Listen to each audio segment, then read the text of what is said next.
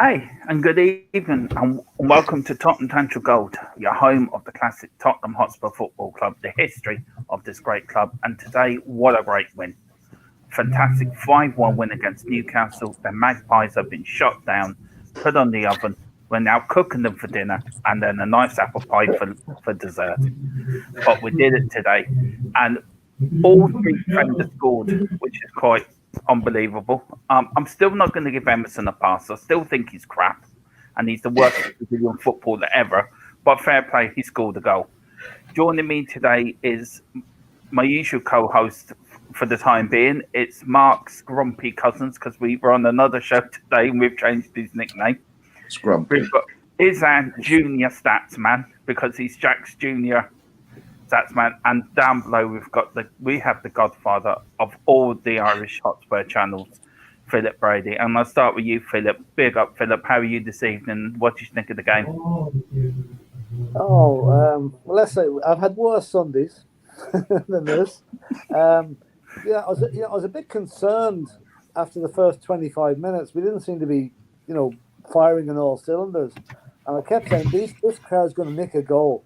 It's exactly what happened. But the immediate response, that was a killer. We came out in the second half, and I've never seen such a transformation. That was the best 45 minutes I've seen from a Spurs team in a long, long, long time. Mm. It really was. It was lucky it was only 5. Yeah, that's true, Philip. Very true too. Mark, you watched it with me. We were on Eugene's channel for a little while. I was for a little while. You were there for the whole game. What did you think of it? Great performance, wasn't it? Oh, brilliant. I echo what Philip said. First half I thought was a bit boring. Their goal was good. Their goal was, wish we had a free kick taker like that, but that's his life. But the second half, we just blew them away. Literally. Yeah, we really did blow them away. And Izan, for you, what was it like? What time was it when the match started? And do you think top 3 is still on? Because I think we can get top 3. I think Chelsea are going to explode. I think Arsenal are not going to get a point from Palace tomorrow. I think Palace can do them. So do you think top 3 could be it for us for the taking? Look, in terms of the game, I felt like at the very start, like the first 10 minutes were quite good in terms of controlling possession. But then we didn't really take as much shots as we should have, didn't create as much chances.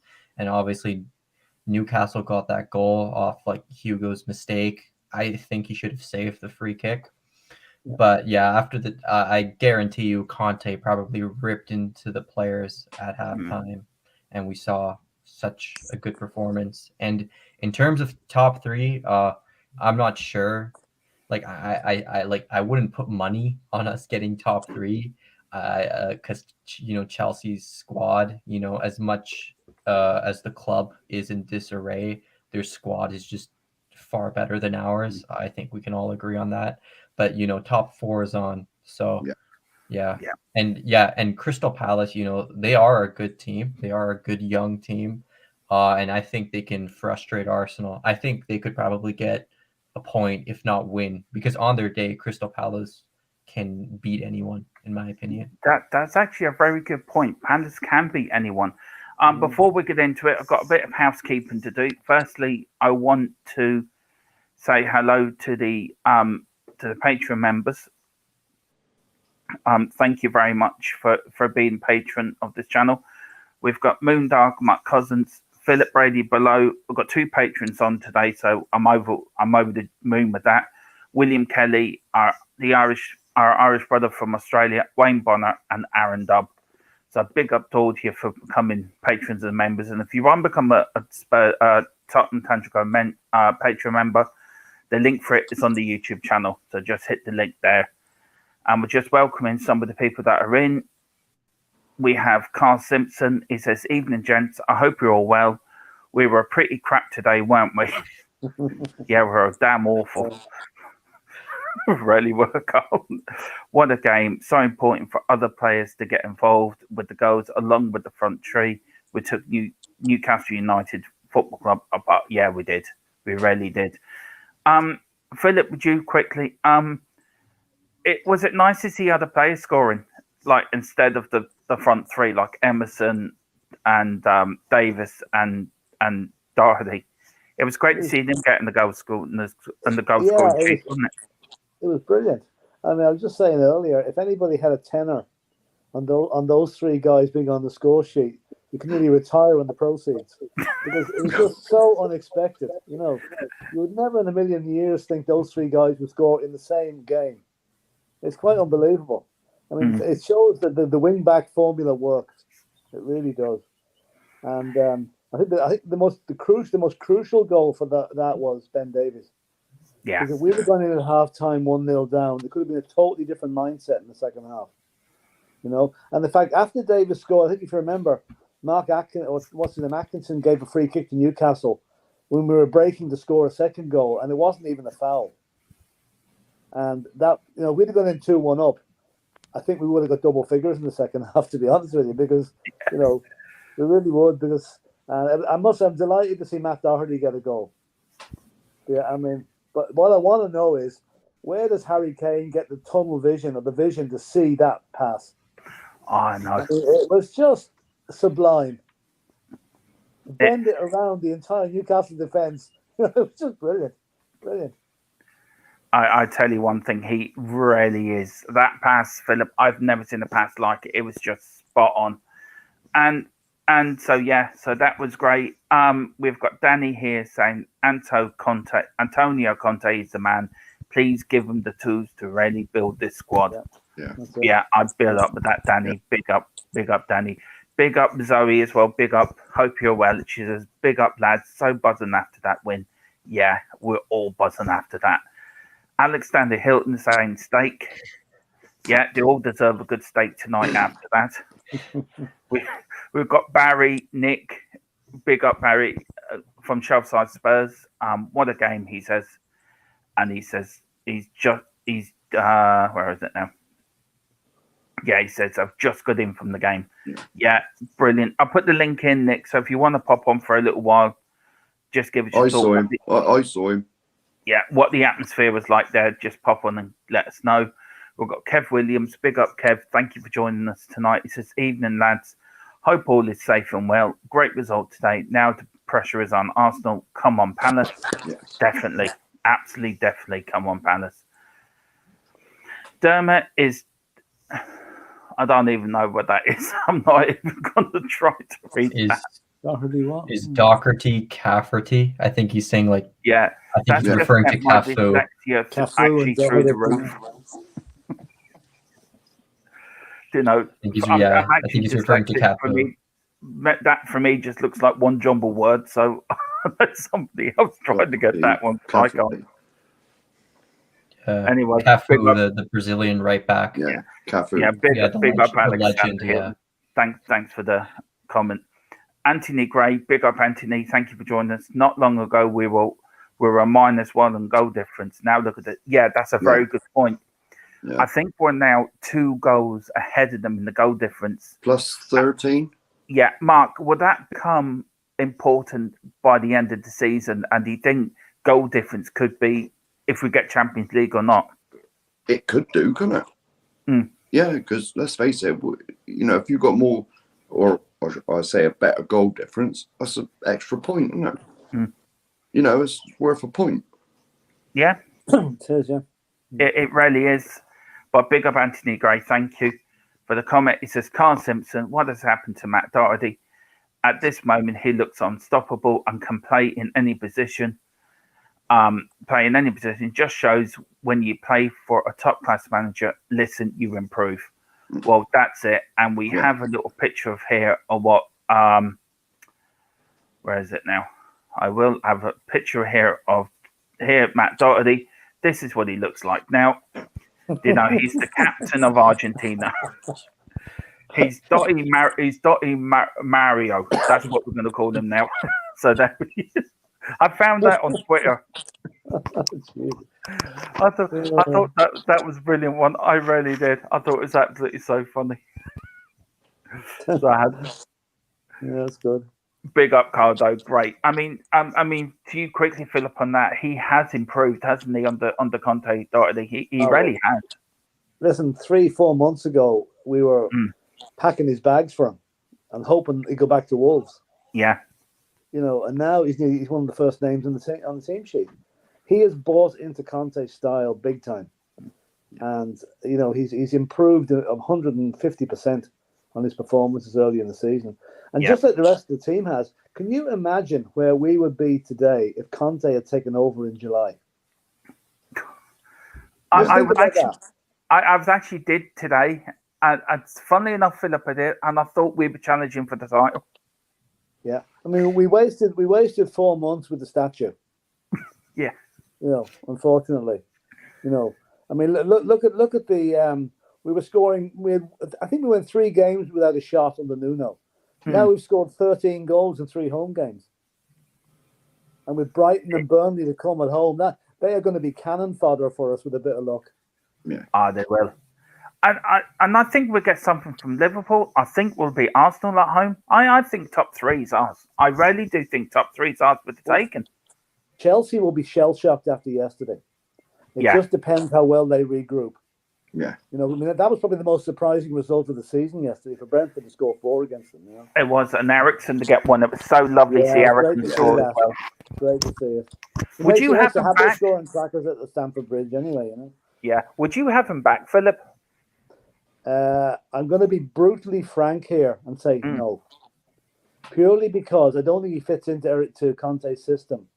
And plus the fact it would be not a sympathy signing, but it would be a nostalgic signing, which I don't think. I mean, the guy's got a lot to offer, but I just don't think he's got to offer at Spurs. I mean, if he came back, I would say I'd welcome him with open arms. But if he does, I don't think he'll be a bit part player if he does come back. Yeah. But I think, to be brutally frank, no. Mark, would you take Eriksen back in the summer if he was on a free? Like Philip said, probably not. I mean, it's typical of our club, isn't it? Replace Eriksen or sell Eriksen, wait for God knows how long, and then replace him with Eriksen. You know what I mean? Yeah. It's how Levy works, I think. Yeah. And Izan, would you take Eriksen back? Yeah, to be honest, I definitely wouldn't want him back because he's getting up there in age. I think he's 31. He doesn't really fit Conte's system. What position would he play? And I still remember that season when he wanted to leave. He basically gave up on the team. Like he just down tools. So that's unforgivable for me. So I would not take him back. And in the chat, please let us know. Would you take Eriksen back in the summer if he was available on a free? Big up, Bob Spur. Really enjoyed your show last night. Absolutely top notch. It's great to have you back on YouTube again and back fit and well. And I think some of them Tottenham players can take a look at you and what you've done, and I think they should take some inspiration from you, like I have, like we all have in our own lives. So big up, Bob Spur. He says, never in doubt, this winning mentality needs to be integrated into our fan base. We will finish top 4, amazing what positive vibes from people can achieve. I'm walking proof. Big love, guys. Well, big love to you too, Bob Spur, and it's so great to see you back. On Saturday nights are now complete now. Yeah. With Bob Spur back on YouTube. So big up, Bob. Bobby K, big up Bobby K, our host here on the Tuesday and a Tuesday and a Thursday morning show. And whenever we do one, if Bobby can come here, Bobby will be here. He says, what a result. Big up, lads, and everyone in the chat, coys. Yeah, big up, Bobby. Great result today. Carl Simpson's laughing at something, but whatever it is, it's probably funny. Big up Bob Spur and Bobby K. Hope you're both well, says Carl Simpson. Alex Standy Hilton. Can't wait for the North London derby. No, nor can I. No. I'll start with you, Mark, and then I'll go to Philip and Dino Azan. Mark, North London derby. Can we beat the Gunners at home and secure that Champions League spot? We always beat them at home. It's the way we struggle. Yeah, but can we do it this time? Can we put? For me, this is now. This game. I put it another way. Can we lay the ghost of 71 and 2000 and something when they won the league on our ground? Can we put them ghosts to bed now by beating them to reach the Champions League? Yeah, Yeah, but they got a fight. I do believe it will come down to that game, because they've still got to play. Correct me if I'm wrong. Chelsea. They've still got to play them. Man United. Man United. Yeah. There was something on Sky earlier. They got to play. Is it 4 out of the top 8? Yeah. In their running. You know, and they're not easy games. No. You know, and if they lose tomorrow, They have the to play pressure's really on. West Ham as well. West Ham as well. They have That's to what I said. For 4 out of the top 8 in the league, they got to play. I don't think we got it. No, we got Liverpool, haven't we? And obviously Arsenal. But I think that's it. Yeah, Leicester will be the next best team we have to play. Yeah. I know the 71 and I think it was 2004 they won the league at our ground at White Hart Lane. No, it could have been. I blocked those sort of things from my memory. Although I do remember same here. But the point I'm trying, can we lay down the ghosts now to rest? Now we've beaten them for a Champions League on our ground. Can we just then put them to bed completely now and just erase them?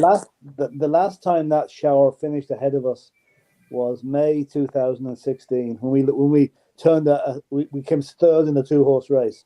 Remember? Yeah, that was the Newcastle one. The Newcastle 5-1. Yeah. Funny enough, we're talking about it was the same result in reverse then, you know. Yes, we can. Yes, we will.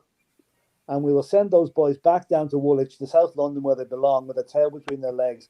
And we will be ahead of them in the league again, as we have become accustomed to, and will continue to do so for the foreseeable future. Yeah, I mean, Tottenham are the number one proper North London side. North London side. We're the only North London side. Exactly. Exactly. They cheated this in at the end of the war to get into the first division. They bribed to win. They bribed to get the North London derby cancelled this season. Yeah.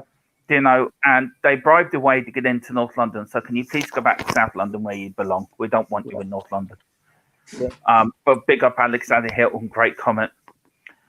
In my opinion, Harry Kane is the best. This from Kev Williams is the best all-round footballer in world football.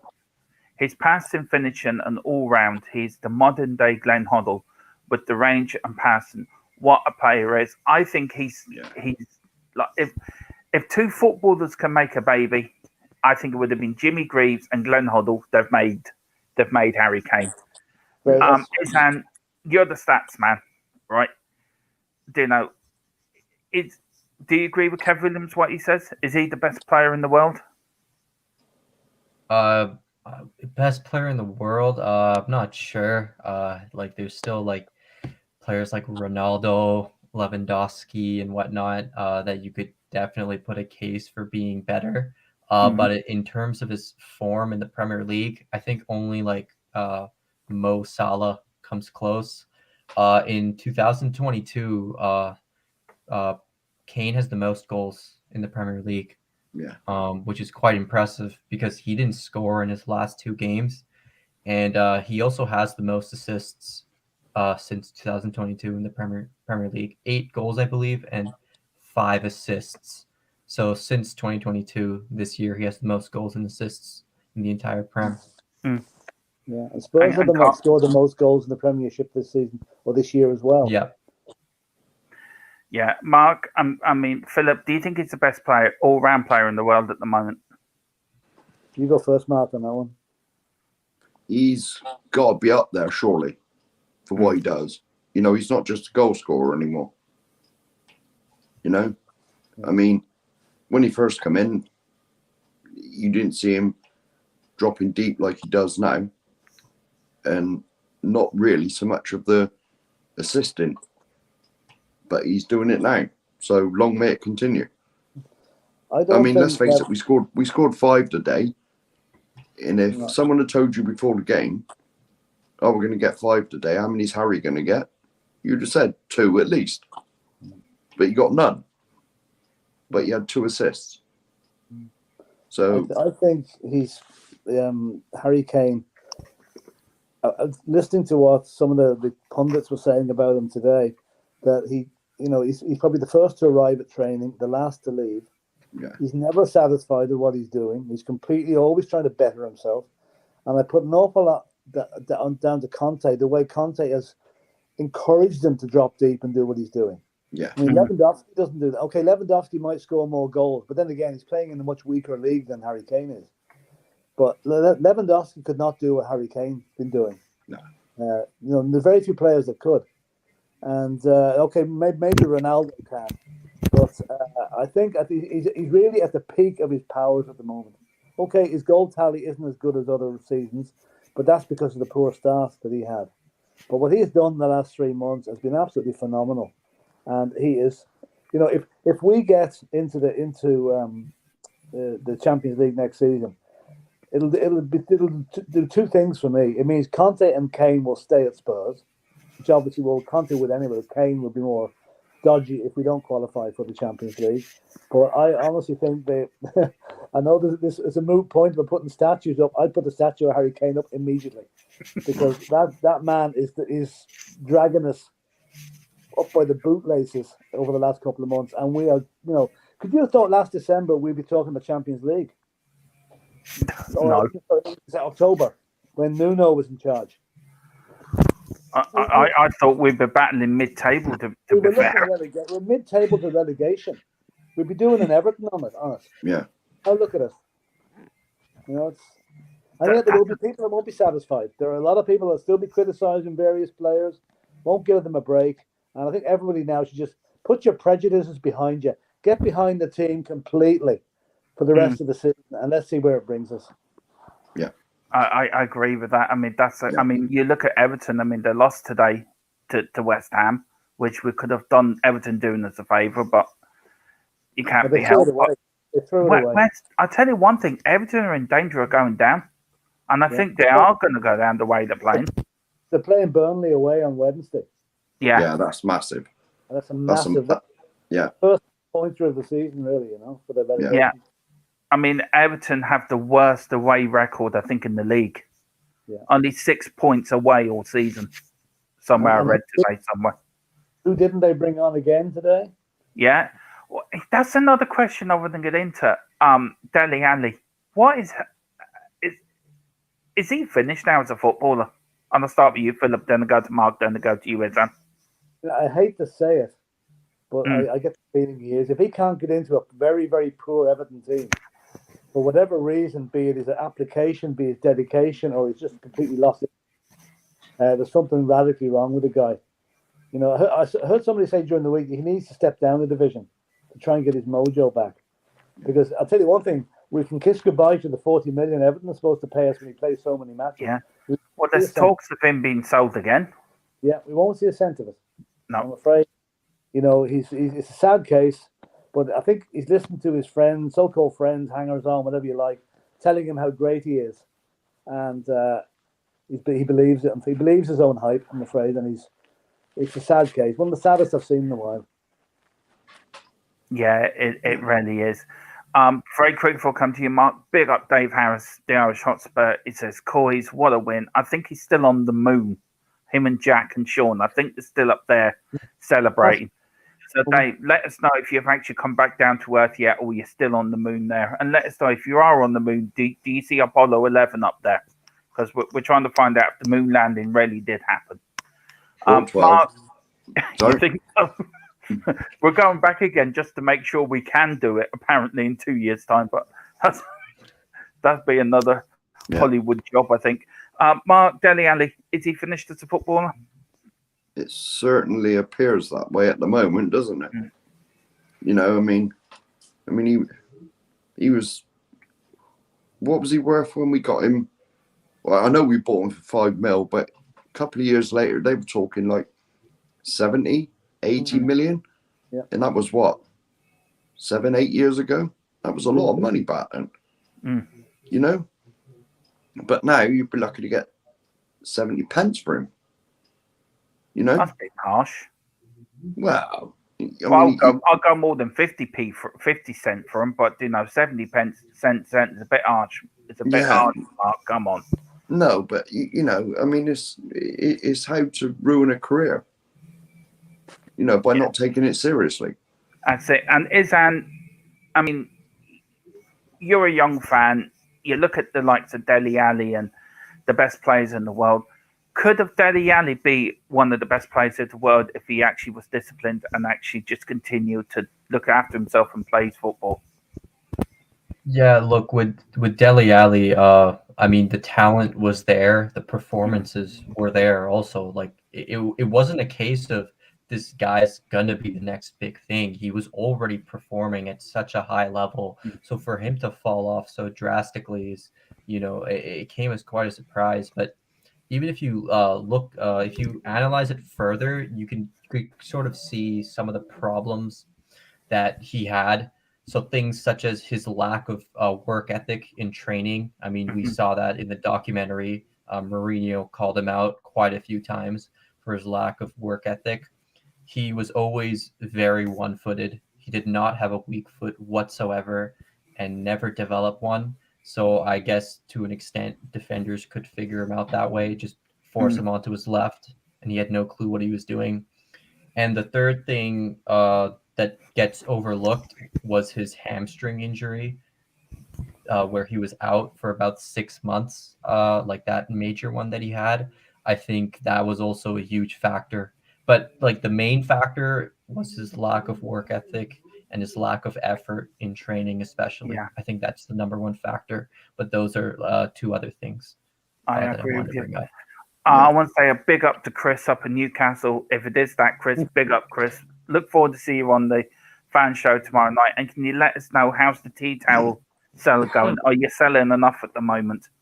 And if you are, let us know. And can you send us down a few here in Ireland? And we're going to start giving them to the Newcastle fans here in Gorey, which there is actually 2. I found 2 over the weekend. So when I see them now during the week, I will be giving them grief. High five. Big up, he says, big up Dave Harris, big up Coys, come on you Harris Army. Yeah. We've got Alexander Hilton, Ronaldo's finished. Louis plays in a Farmers League. I'll start with you, Izan, then I go to you, Philip, then you, Mark. You know all about this more than I do. So go on, take Alexander Hilton to task here. Is Ronaldo finished, and does Louis Vesky play in the Farmers League? Go on. The stage is yours. Well, yeah, Lewandowski, he does play in a Farmers League. There's no doubt. But if you look at his Champions League performances, I don't think anyone can say that this guy does not perform at the highest level against the best of teams. So yeah, and Ronaldo, I don't think he's finished whatsoever. I mean, he scored a hat trick against us, so I don't think you could call a player like that finished. You can look at his goal scoring record this season. He's not finished at all, not even close. Philip, what do you say to Alexander Hilton there? Yeah, I don't think Ronaldo's finished. I mean, I wish he was. We would have won it, but he seems to be selecting the match he plays in now. It seems to be he's not playing every match for United. And I mean, I didn't see the game yesterday, but I believe United were dreadful against Leicester. Yeah. And I mean, I doubt he'll be there next season now, wherever he goes. But and I'll be glad he won't be getting in there next year like he was this year. As regards Lewandowski, I wouldn't go maybe as far as call the Bundesliga a Farmers League, but there's about 4 or 5 good teams in it, and an awful lot of mediocre and poor teams. So, like, while his goal scoring in the Bundesliga is probably going to be a lot easier to do than Harry Kane or Mo Salah, he does do well in the Champions League. I'll give him that. He's a very good striker, but he's not as complete a footballer as our Mr. Kane. No, that is so true. And Mark, yourself, what do you say to Alexander Hilton? I don't think he's finished. He's just very one-sided and selfish. The toys seem to come out the pram a lot with him. You know, in United have been rubbish this year because from what I've heard, I don't watch a lot of United games, but everything's got to go through him all the time. He's like Barry Big Bits.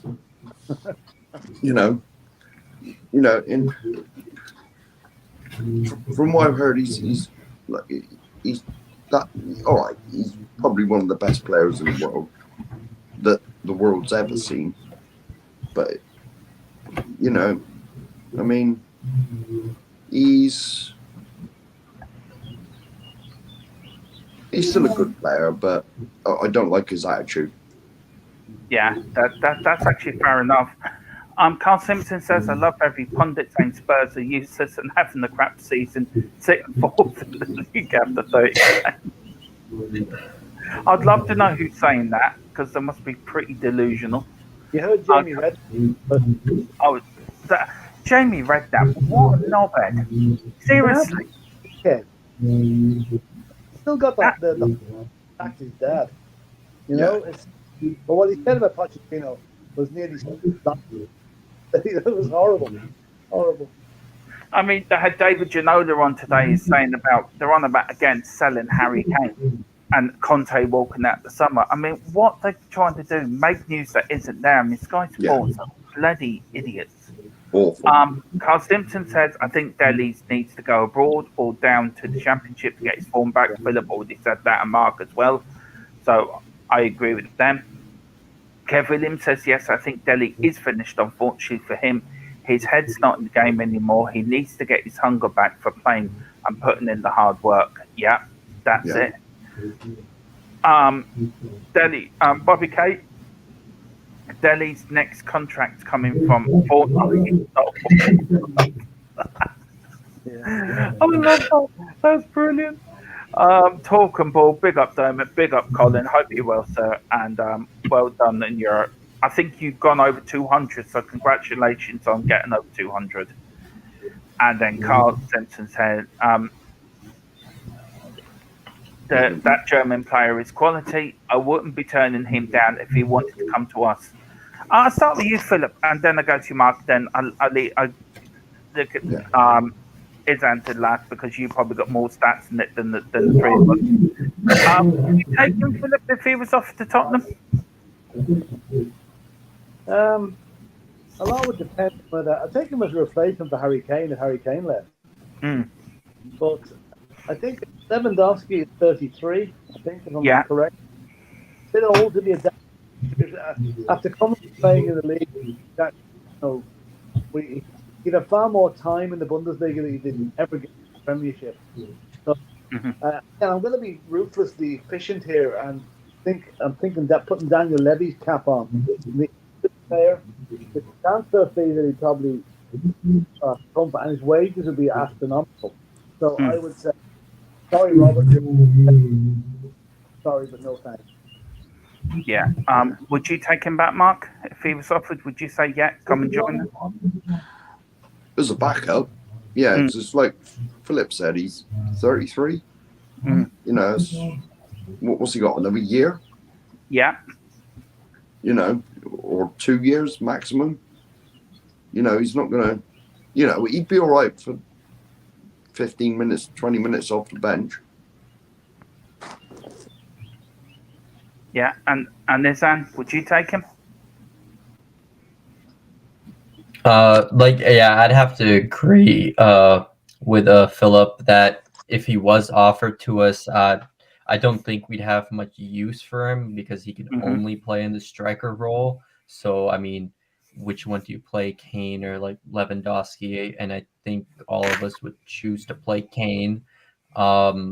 His wages, he would have huge wage demands. The transfer fee wouldn't be worth it. He's up there in age, so would I take him? No. Maybe if Kane left, then I'd take him. But as of now, there's not much point in us signing him. No, we here quickly we'll go through. Big up to everyone in the chat. Thank you for getting in, and please get your comments in. We'll bring them up as soon as they come in. Got the stats here for today. Tottenham 5, Newcastle 1. Sarchi scored for Newcastle in the 39th minute. Then Ben Davies got the equaliser for half-time. Matt Doherty, son Emerson Royal, then got his first goal for Tottenham. I think Matt Doherty scored his first home goal as well for Spurs as well. Emerson also got the first home goal, and Stevie B got the fifth after coming on just as a substitute. Then we go down to the stats: 19 shots on goal for Spurs, 8 for Newcastle, 6 on target for Tottenham, 1 for Newcastle. 61% possession to Newcastle 39%, 604 passes to 3. And I mean, look at the pass accuracy here, Izan. I mean, you can go through these. You're the Jack's on the study for stats here. 90% pass accuracy to 85%. I mean, has that been Tottenham's best all season? Well, first of all, with pass accuracy, just looking at it like this, it doesn't really mean much because we had 61% possession, right? So a lot of those passes were just passing between like the center backs and whatnot. And it's also dependent on your style of play. So if you're going to play a direct style, your pass accuracy is going to be lower. So I don't think pass accuracy as a stat is very indicative of like quality. I do think possession is a good stat to look at, but pass accuracy, it's very much dependent on how much possession you have, what types of passes you're making, and obviously your playing style, whether you're playing really direct or with much shorter passing. Right. Okay. And then we've got 10 fouls to 7 then, and then 2 yellow cards to Tottenham. The yellow card Bentancur got, Philip, was that deserved? Do you think there was a bit harsh? Well, I think it was deserved. I mean, the two were head-to-head, basically. You can't do that. So, no. Although I think, what's his name, Almiro, who's the guy with the blondie hair, Joel Linton. Joel Linton. He could have been sent off and Bentancur over. That was, well, it probably didn't come under the rules of a red card, but must have been damn close to it, Yeah. Yeah, it was. Mark, do you think he should have been sent off? Well, obviously we were on that stream, weren't we? So, it's like it just seemed to be a bit of a scuffle. There was a bit of a head-to-head, wasn't there? But that whoever it was definitely pushed Bentancur over, didn't he? Yeah. I mean, you have seen it wasn't really raising his hands; he shoved him, but you have seen players get sent off for that. That's true. Played, and then 2 corners to 1 then to Tottenham, and then that puts Spurs with 8 games to go in 4th place on goal difference. Again with Arsenal, they're only a couple of points behind Chelsea as well.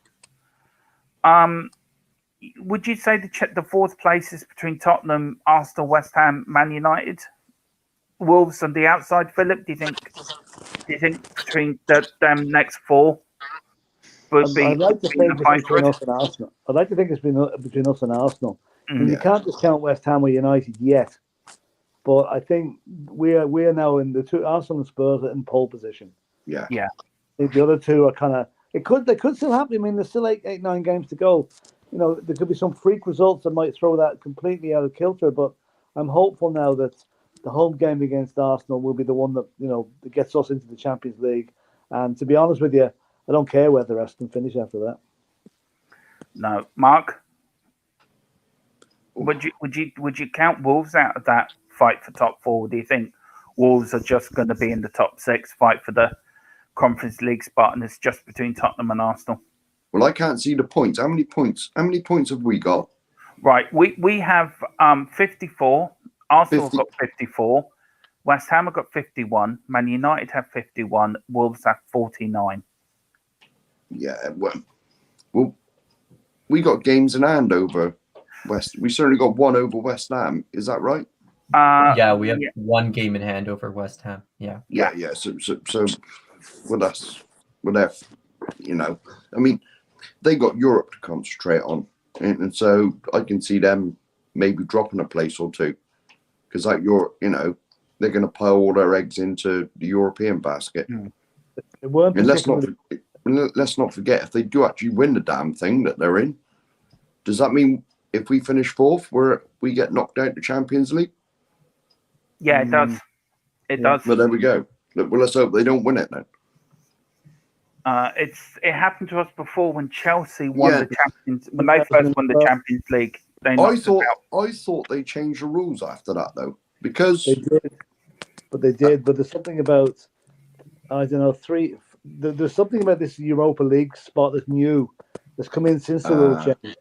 I'm not quite sure what this one actually means, but if they brought they changed the rules because of what happened to Spurs in 2012. I'll just be back in 1 minute, lads. Just keep talking yourself. We're back in 1 minute. Sorry. Yeah. I'm not quite sure what the Europa League situation is. It could actually be detrimental to us if we finish fourth. Jeez, that'd be the ultimate insult, wouldn't it? Not to get in the Champions League as West Ham won the Europa League. Oh God. No, that's unthinkable. Unthinkable. No. The year we got fourth, I think Chelsea finished 10th, but they won the Champions League. Yeah, that's right. The one on penalties against Bayern Munich. Yeah, that's right. And they were 10th that year, and we got chucked out of it. Yeah, I know. But we got compensation from UEFA, I believe. All right. Yeah, I'm sure we got some money, and they changed the rules. Yeah, they changed the rules. Yeah.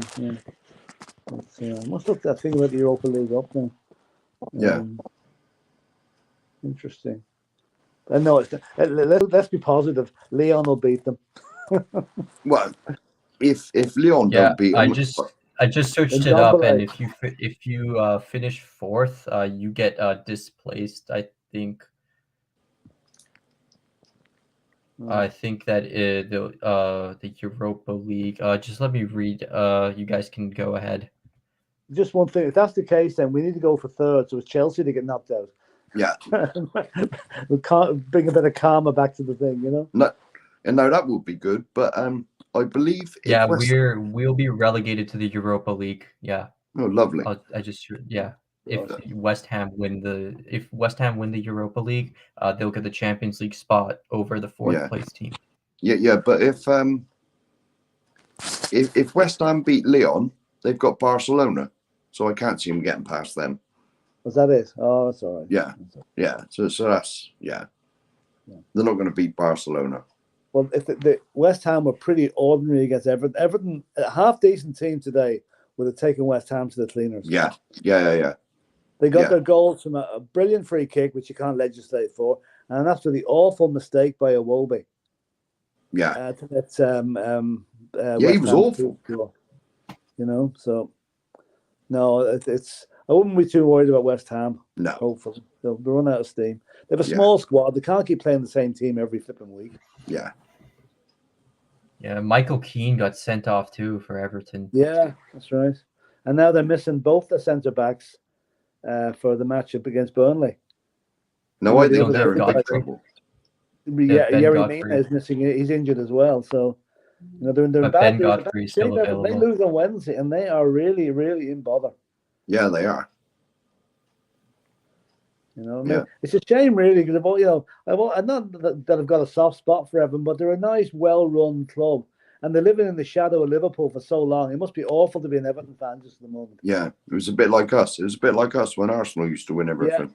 Yeah, exactly. So I wouldn't wish any badness on them, you know. Plus the fact we normally beat them. So, Yeah. Yeah, the thing with Everton though is that if you look at some of the players in their team, like they shouldn't be like that low down the table. No, because with the likes of Ben Godfrey, Dominic Calvert-Lewin, Richarlison, like you can't deny that those are good players. Like Pickford, like you can have like your issues with those players, but they shouldn't be in a relegation battle. It just really doesn't make much sense to me. Problem was they should not have appointed Frank Lampard. No. Frank Lampard, I don't think, is cut to as a manager at that level at this stage in his career yet. He looked out of his depth today, didn't he, Philip, for the West Ham game? He looked out of his depth at Chelsea as well. Yeah. You know, so he reminds me of Nuno. Nuno looked out of his depth managing us. It's that same. Yeah, you can tell by the body language. You can tell by the body language on the sideline. He's not comfortable what he's doing. You know, he's Whereas our man, Mr. Conte, Jesus Christ, man, it's lucky he doesn't have a heart attack every time we score a goal. You know, he's jumping around that much. That's true. We've got Mr. Pewitt. Is it Pewitt here? Said the Scum play tomorrow and they will have a game in hand after tomorrow's match. They also have an easy schedule. Well, I disagree. They got to play, I think, Man United and Chelsea. Chelsea, until the end of the season. Let's not start booking our online tickets to Europe. Yeah, well, we're going to Europe. We're going to the Champions League. We're not going to be put down on this channel. We're delusional all the way. It's Champions League, baby. Here we come. Right, there you go. What do you mean? I thought we were going to go for the title, Dermot. That's next season. This year we're finishing top 3, and then next season it's the treble. I'm going on. I see. Yeah, Oh, I'm the taking the quadruple, line out of Dermot. Kuba's book, Kuba 99's book. I'm going to say the quadruple. We're going to win all of it next year. Toxic Headshot, big up Toxic Headshot. Said Newcastle tried it, but we were too good. Yeah, we were ready today. Absolutely fantastic. Bird Breeding UK, big up. Never seen you before, so welcome to the channel, sir, and thank you for subscribing. He says Benticore was lucky though. I'll start with you, Philip. Was Benticore lucky? No, he got a yellow card. That's all it was. There was no fist used or there was no headbutting used. So yellow card. It was a yellow card all day long. But that was it. End of. No need to anything more than that. You know, the only contentious was whether Joe Linton should have maybe suffered more. But you see that Joe Linton made a bad tackle in the second half, and he should have been booked for that as well. But Atkinson let him. Then they took him off straight away after that. So, you know, possibly we could have been playing against 10 men in the second half if Martin Atkinson has done his job right. But then again, he rarely does. Yeah. All right. Do you have to pop off, Philip? Or... Yeah. I'm nursemaid here for the wife at the minute with COVID. So well, give her her best from all of us here. Yeah. She's not too bad. She's playing the old soldier, you know. Anyway, I just put the chat, lads. I'm sorry I can't stay longer, but again. Yeah, big up. We'll get you on again, Philip. Lovely having you on. You've been too long not on this channel. We need you on more on here, sir. So big up to yourself. No problem. See you later, lads. See you later, Philip. Thank you very much for coming. And there's the Godfather, Philip Brady. Right, we'll go through some of these comments and then we'll get back onto the match today. We've got so big up Bird Breeding UK. Thank you for joining us. We have Kev Williams saying, at Mr. Pugh, Arsenal have an easy schedule, ? Yeah. I'll if you can get what the runnings is for us, is up and sure. I don't know if you can share them, but hopefully you can. Bird Seed Breeding. I can read them out. Yeah, if you can. Bird Breeding UK says, I can see Chelsea dropping out, to be fair. I can. Oh, let's hope so. Well, look, they're under pressure to be sold. They lost. No disrespect to Brentford, right? Chelsea should be beating teams like Brentford. Yeah. So no disrespect, but Brentford put them to the sword. Yeah. Chelsea was their stadium full or half full yesterday? Because they're not allowed to sell tickets or. Well, it's the season ticket holders, isn't it? That's allowed in. And I think they've only got about, is it 25,000? 28,000? Pooh saved it. Do you remember Save the Bridge, Mark, back in the day? Yeah. Maybe we need to bring them banners back up again. Yeah. Down with the bridge. Yeah. Right, down with Chelsea. We've got Toxic Headshot. Bentacore did nothing wrong. We can't get pushed over. Stadium capacity is 40,000. Yeah. Yeah. We can't get pushed over by them. Blood Money United FC. I agree with you. Absolutely. Yeah. And he's saying Blood Money FC got shut down. The Magpies have been shut down. So I said earlier, we've all stuck them in the oven this evening. I'm about to have magpie pie for my dinner after this show with a bit of apple crumble and a bit of cream over the top of it. Lovely. Yum. Magpie pie. Best today when we beat them old Magpies. Bird Breeding UK says no, it doesn't anymore. Okay, fair enough. Because of the 40,000, it doesn't anymore. I get it. Oh, they were talking about if West Ham win the Europa League. Oh, it doesn't anymore. Right, it used to. Right. Okay. Nope, if West Ham win the Europa, they have 5 in the Champions League. Well, that's good. Okay, that's good news. They changed the rules.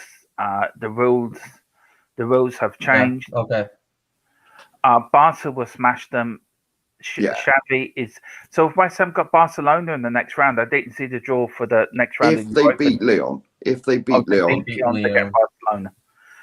We'll beat them. Excellent. Yeah, Barcelona are playing well. At least they've got naming rights for their stadium more than bloody us. I mean, they've got the Spotify Stadium. What have we got? Daniel Levy is a skinflint man. Yeah. That's what he is anyway.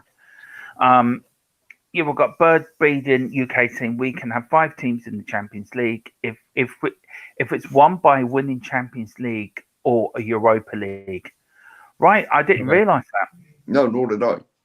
So Yeah, that's news I was to me. reading up online, and that's what I saw, but it might have been like an older article or something. Mm.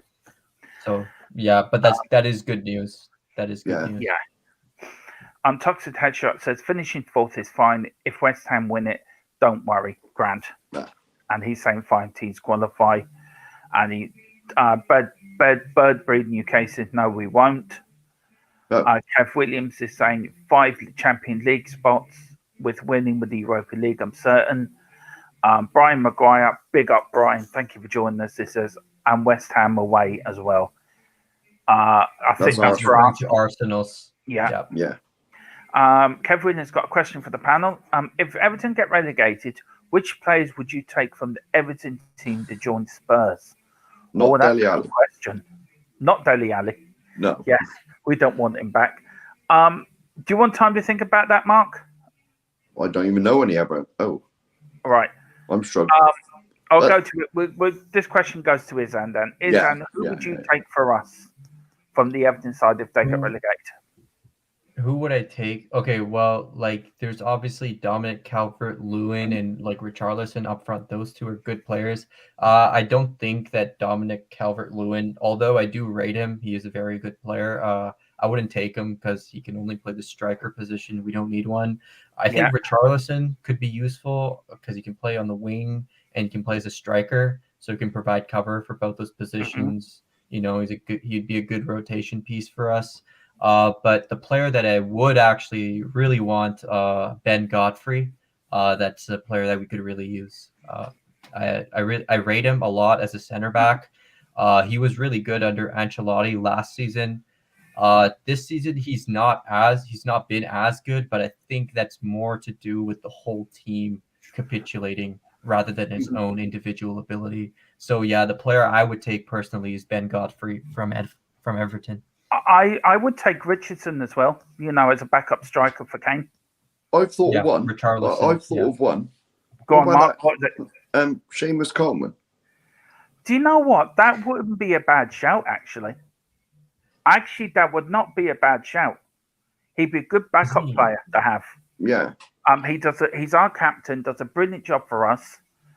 But yeah, that's a good shout, Mark. So big up Kev Williams for the question. Any questions you want to ask the panel, get them in. Just get them in. We got Aaron Dobb here, a Patreon member. Big up, Aaron. Great to see you in the chat, brother. I can see clearly now that Abramovich's gone. I can see all obstacles in their way. I know where this is going. I can see clearly now why Abramovich is gone. It's gone to your bright sunshining day. If any reggae fans in the house, that is brilliant. Yeah, that is absolutely brilliant, Aaron. I'm actually giving that star comment of the day. That star comment of the day for the show for me. That is brilliant. I didn't get it at the beginning, but as soon as I start reading the song's brilliant as well, actually. So, big up, Aaron. Thank you very much for the comment, and thank you for dropping by. Really appreciate it. Ellie goes, big up, Ellie, the queen of the Harris Army. She goes, oh my God, lads, was at the match, and it was a great second half. Romero was my man of the match. That guy's bloody awesome. What a great signing. Yeah. Is it true that he's still on loan, or have we bought him yet? He's still on loan. Conte has publicly said that he will sign him, but like pen has not been put to paper. So he is still on loan with an option to buy. And I'd like to welcome Aaron Dubb. Aaron, welcome to the show, sir. Mahan Bukel, and just to clarify, I can see clearly now Abramovich gone. I can see all obstacles in their way. I can see clearly now Abramovich gone. It's going to be a bright, sunshiny day. Dermot, Yo, we'll sort out the other stuff later, yeah, bro. yeah, all right, brother. But it's lovely All to right. have you on. It really is lovely to have you on, man. This channel's not the same without you. We need Aaron the King Dub. That's why I've nicknamed you now in this channel. King Dub. I think Bobby. I think Bobster called me something King Dog or something like that, or King Dub. Well, you're last King night Dub too. because you're the King of Dublin. There you go, King Dub. Oh, yeah, well, I'm from Wicklow, man. But anyway, I grew up in Dublin, but I originally from Wicklow, mate, from Leinster. Yeah, my mother's from Wicklow as well. So. Oh, go on, the Wicklow boys, huh? Wicklow. Yeah. Oh no, Mayo will win the All Ireland this year. Right, we get off GAA. We're going to bore everyone. GAA. No, there is a story. I'll tell you quickly. Right, Mayo now we have a thing in Ireland called GAA, and Dublin have won it for the last 7-8 years in a row. Go on, Dermot. 7 anyway. 7, I think 7 in a row. Mayo haven't won the All Ireland since 1951. And the story went, they were on the way back to Mayo with Sam Maguire Cup. And they wouldn't stop at a funeral. So I think it was the priest or somebody cursed the team that Mayo will never win another All Ireland until all of the team have died, passed away. Jesus. We have but it was because they overtook a funeral procession. That was it, yeah. On their way to Dublin. So we've been in final since then, never won one. And we're in the All Ireland final, I think was this year we played Tyrone and we lost to Tyrone. And the last member of that winning All Ireland side died 2 weeks later. Do you think the bugger could have gone before the final? I don't know, Dermot, but the same priest cursed Tottenham Hotspur? I think so, yeah. Yeah. Have you seen the new picture I found on YouTube for our King right back? Where is it now? Right back or left wing back? Tortino, everywhere he goes. Tortino, Cafuerti. He's on the head of Diego Maradona. Yeah, look at that handsome Irish mug. That Jesus, we've got to be the ugliest nation on the planet. Us Irish, we really do, man. Oh, you can talk to yourself. You and me are not bad looking, Aaron. We're the best. I tell you what, I don't know how I got so many good-looking girlfriends when I lived overseas. It must be the accent, Dermot. It must be the accent. It must be the accent, brother. It must be so. It could be like from Somerset or somewhere like that now, and it'd be thinking the siders. There's nothing wrong with that, Aaron. Oh no, I know it goes down a long way, in a farm, mate. Yeah, we've called Mark's nickname now Scrumpy. That's his nickname now, Mark Scrumpy. Yeah. Scrumpy Cuz. Yeah, Cuzzy Scrumps. All right, I love it. Cuzzy Scrumps. We've got big up Ellie. Godfrey and Gordon. She went big up there, Ellie. Ellie was at the game today, and she says Gary too. Well done, sir. Well done, madam. Ellie, sorry, Dermot. Ellie, you're at the game. What was Doherty like? I joke. I use hyperbole. I exaggerate when it comes to Doherty.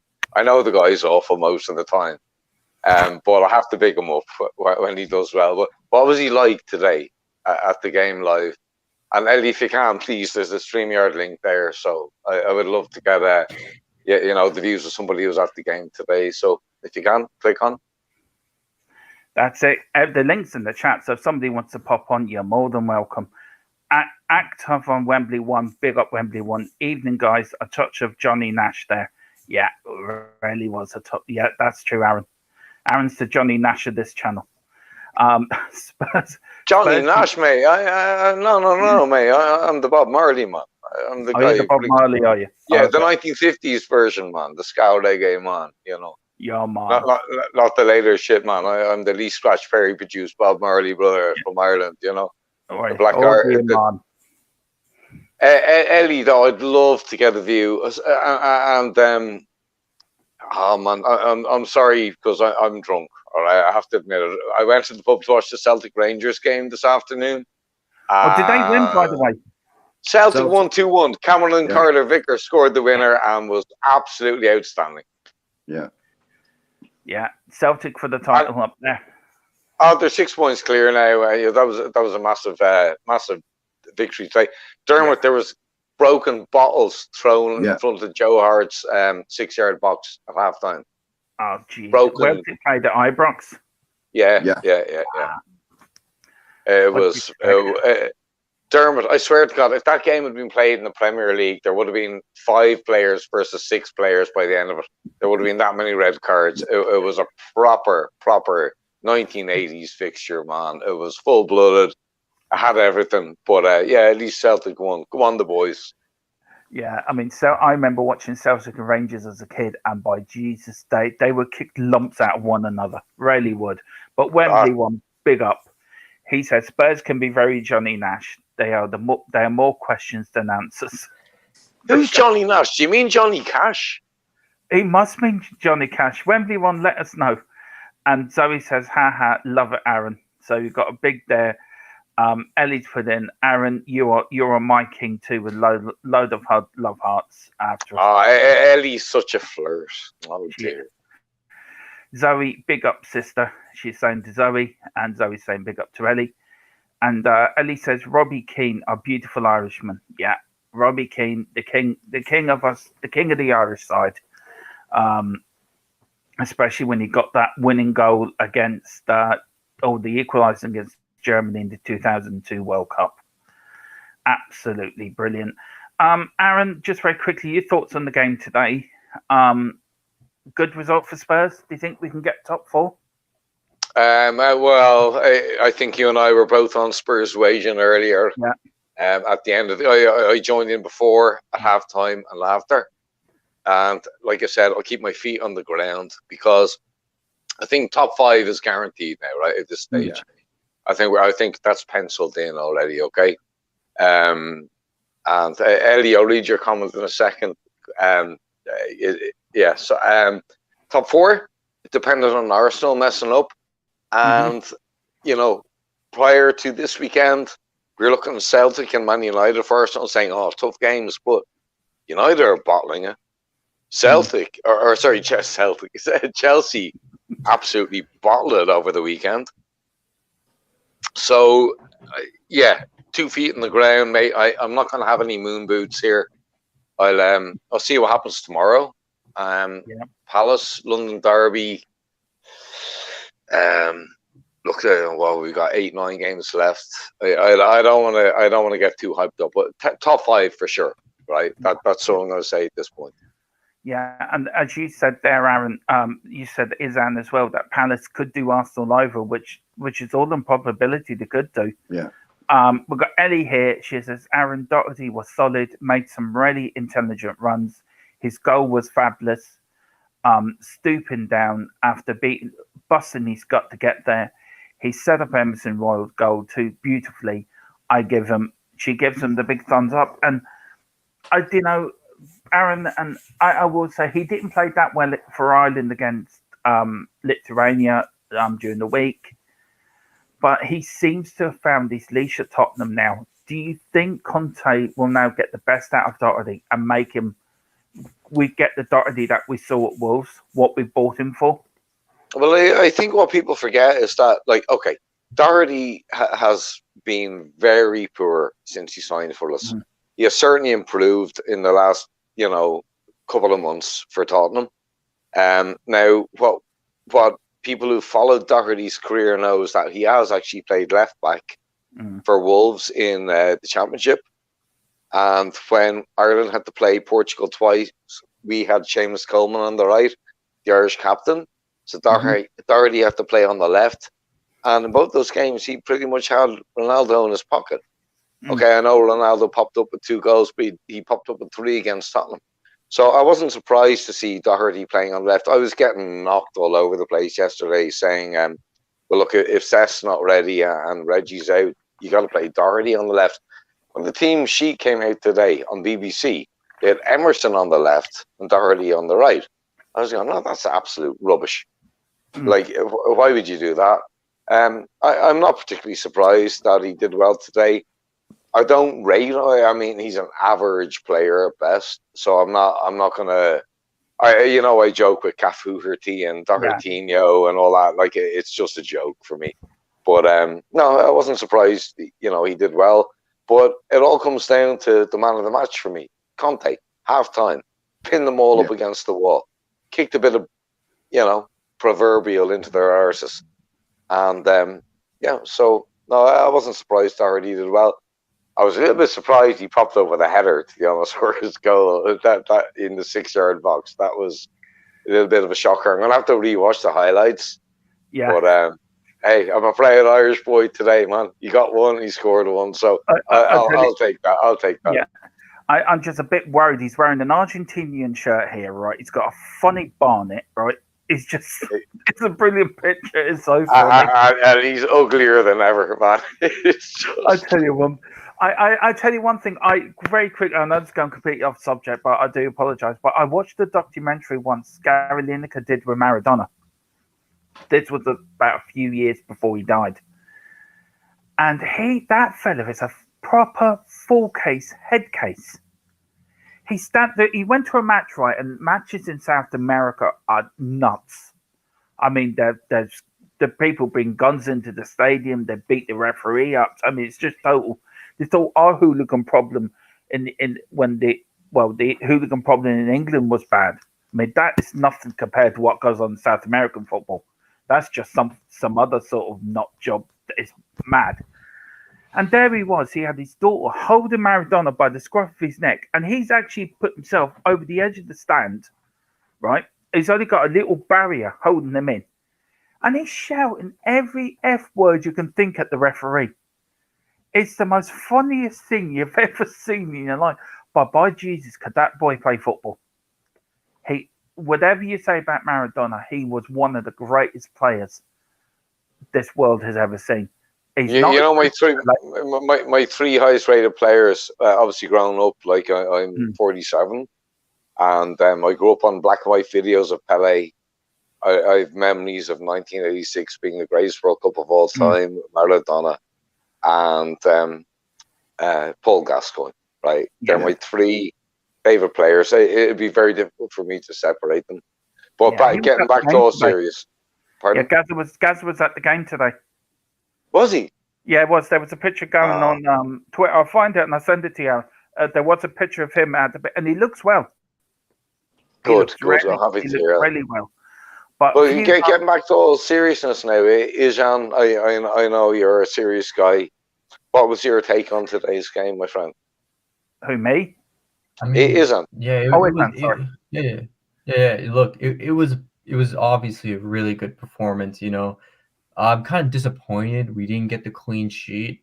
I do think that we deserve the clean sheet, but a 5-1 win, like, you can't say no to that. And especially going 1-0 down and then having the mentality to come back and absolutely smash them was just excellent. Yeah. And I like, no player didn't perform. Every player performed except Lloris. Other than him, everyone performed, which was really good to see. Ellie sent you a lovely message there, Aaron. I don't know if you can read it or do you want me to read it out to you? Yes, please. Yeah. Yes, Aaron, I'm a big flirt, but in my defence, that Irish accent, as you say, got all the buttes. Well, I don't have to say much more. So big. Ellie, I don't know if my accent's Irish because I've lived in Australia, New Zealand, Japan, Korea, Germany, and only spent probably half my life in Ireland. So, but no, I don't know how Irish. You have a proper. For me, you have a proper Dublin accent. Oh. It comes right through. You know where you were from, the best country in the world. And that, I will say England. That. I'll always say that. But he's not from Canada. He's not from England. Yeah, but Ireland's the best country in the world. I'm from Somerset, didn't you know that? Yeah, I didn't know. Is that where you're from? Is that where the Scrumpy's from? Scrumpy cuz. Yes. We've got to think of a nickname for Izan now. That's the Canadian stats man. Right. Did you get the fixtures up there, Izan, for for the next? Yeah, I have them pulled up. Yeah. Arsenal's fixtures, Yeah. right? Do you want to read Tottenham's fixtures and then? Tottenham's I or see- Arsenal's? Yeah. I see. Can I get them up here now? Tottenham's fixtures. Yeah. You want me to read out? Yeah. Okay. Well, our next game is on Saturday against Villa, and we're gonna be playing away from home. That's Our the next early one. That's the early one, isn't it? Is that it's 12:30? well, for me it's 10:30 a.m. for me. So that's Are for you on guys, Eastern you guys time? are Is that? 7. No, I'm in Mountain Time, so you guys are 7 hours ahead. So it'd be 5:30 p.m. Oh, I that's a knew it good was on time. telly.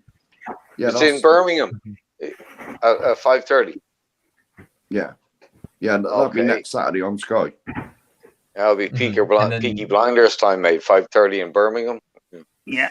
I've got them up here, and it's we've got Villa away, Okay. 5:30. Then we've got Brighton at home at 12:30. Then we're away at Brentford at 5:30. I think that's another Saturday night kickoff. Oh, it's a tough one. That's all on telly. Yeah. Then we've got Leicester at home, Liverpool away. Then we've got Burnley at home, Norwich. Now we're supposed to play Norwich City away the last game of the season. But they're going to have to fit the Arsenal game somewhere in between. No, that's already arranged, Dermot. I think. Is that before the Norwich game? I think it's the third or fourth last game. I think they're third last game. I think. Yeah, I'm not sure if it's been arranged yet. The Tottenham versus Arsenal. there's rumours. March the 11th, I think it was, or sorry, Yeah. May the 11th. Yeah, that was the rumours I heard. Yeah. I heard it's going to be an evening kickoff anyway, an 8:00 kickoff. Yeah, For the North London Derby, an evening kickoff. Yeah. Not a hope, mate. Not a hope, man. Do you know how much trouble that would cause in London? That'll be a 12:00 game, mate. They never put derbies on, late at night, man. Because although it might be midweek. It will be. It's Wednesday, I think. Oh, jeez, there's going to be some trouble, man. I tell you what, there'll be trouble down in the tube station at midnight if that's the case, man. That'll be proper. That was the jam. Yeah, exactly. Hey, nice and well picked up on, Cuzzy. Yeah. We've got Wembley one here says, I don't think we were that great first half. What was absolutely key for us was leveling before half time. Yeah, absolutely right there, Wembley one. Absolutely right. We've got big up John Fitzpatrick, big up John, my Irish brother, big up John. Hope everyone in the family's okay to you, sir. He says big up to everyone. Big up Fitzy, and I see Bobby K's in the chat there. So stream your link, Bobby K. I think you're always the man who steals the show, so jump in. Yeah, I think he's still at his friend's party's house. I think he just WhatsApped me there. Ellie, was so great to get a video chat from all of you today. Thanks for that. So big up Ellie and everyone. And big up Bobby K. We won't be going on for too much longer. We'll go for another 10 minutes. I've said we'll go for about an hour and a half on this tonight. I'll start with you, Aaron. Now, we'll put our sensible hats on. You're saying Tottenham top 5. But for next season, where can you see us if Levy backs Conte, which we all hope he does? Can you see us challenging for trophies and cups next season? Cups, yeah. The league, no. Possibly an FA Cup, a League Cup, not a Champions League, a Europa or UEFA Cup, as I like to call it, potentially on. Top 3 in the league would be. I don't think we're going to be able to in one season snap up players good enough. Unfortunately, we've got the likes of Ndombele, Lo Celso to deal with in the summer. Levy being Levy, I don't think he's going to invest in the club to buy us quality players that we need to actually challenge for the league. But a cup, yeah, a cup would be on. Be not the Champions League, but if we're in the UEFA. If it's a League Cup and FA Cup, definitely. So yeah, maybe a cup, and a top 3 finish in the league would be my optimistic expectations. But again, it always comes down to Levy, and from 21 years of from fucking supporting Tottenham since 1981, and 21 years of Levy and Enoch, I don't really expect them to be backing a manager, unfortunately.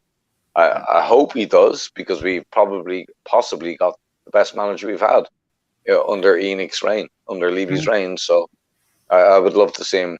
But then again, I have to go back to, like, we got the Champions League final. Did he back Poch? No.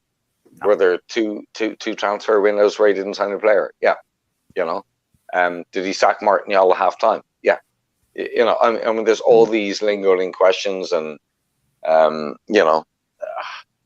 okay, so a top 3 finish in the league I'd be happy with, and the cup, be it the UEFA, the FA, or the league.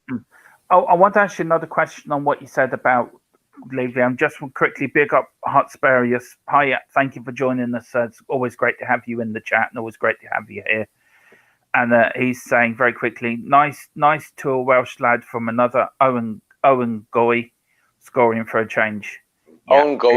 Owen Goyle, he's our third best player. Sorry, my Welsh accent's terrible. I sound Jamaican. Yeah, but big up Hotspurious, absolutely brilliant. And yeah, it's great that David scored for all your Welsh fans today. Aaron, just to go a step further on what you were saying about Levy, not Mark, we all know he sacked Joel at half time. And I haven't bought a single piece of merchandise since that game. You look at Chelsea, I think it's the American baseball team. Maybe you can help us out as well as Anne where I'm going with this. They're looking to buy Chelsea. Who would you like to come in and buy us? I mean, would you care if it's like an Arab or somebody like an American sports company that owns a baseball team? Would it bother you? But if they were going to put money into the team and back the team and put the club first, would it bother you for wherever they come from, or does who owns Tottenham Hotspur? Do the owners have to be sneaky clean if you know what I mean? Or if some of these people that get rich they've done some dodgy things in their time, would that bother you? Or what would you like to see the future of Tottenham Hotspur Football Club going forward in which hands? Who would you be happy with? Are you coming to me first about this? Yeah, I'm coming to you first, yeah. My daughter is a Japanese citizen. Mm-hmm. Her mother was born in Philippines and moved to Japan when she was 17. My daughter's mother, her family have worked in Qatar, Saudi, Bahrain, UAE, and I know a lot of what they've experienced there. And from what I've heard, I would strongly oppose. And this isn't to do with religion. This isn't to do with that. It's purely to do with human rights and my own personal ethics. I don't have a religion myself. I would strongly oppose and probably not watch Tottenham again if we had a Middle Eastern owner on the likes of Sheikh Mansour or Newcastle's owners or Paris Saint-Germain's owners. I would just purely because of family connections, and I know what my extended family have had to go through while working there. I would also oppose any Russian money because I'm an advocate of and strongly opposed to what Russia is doing in Ukraine. My sister, who lives in France, has just adopted a Ukrainian woman and her 8-year-old child into her house in France, taking them in as refugees. And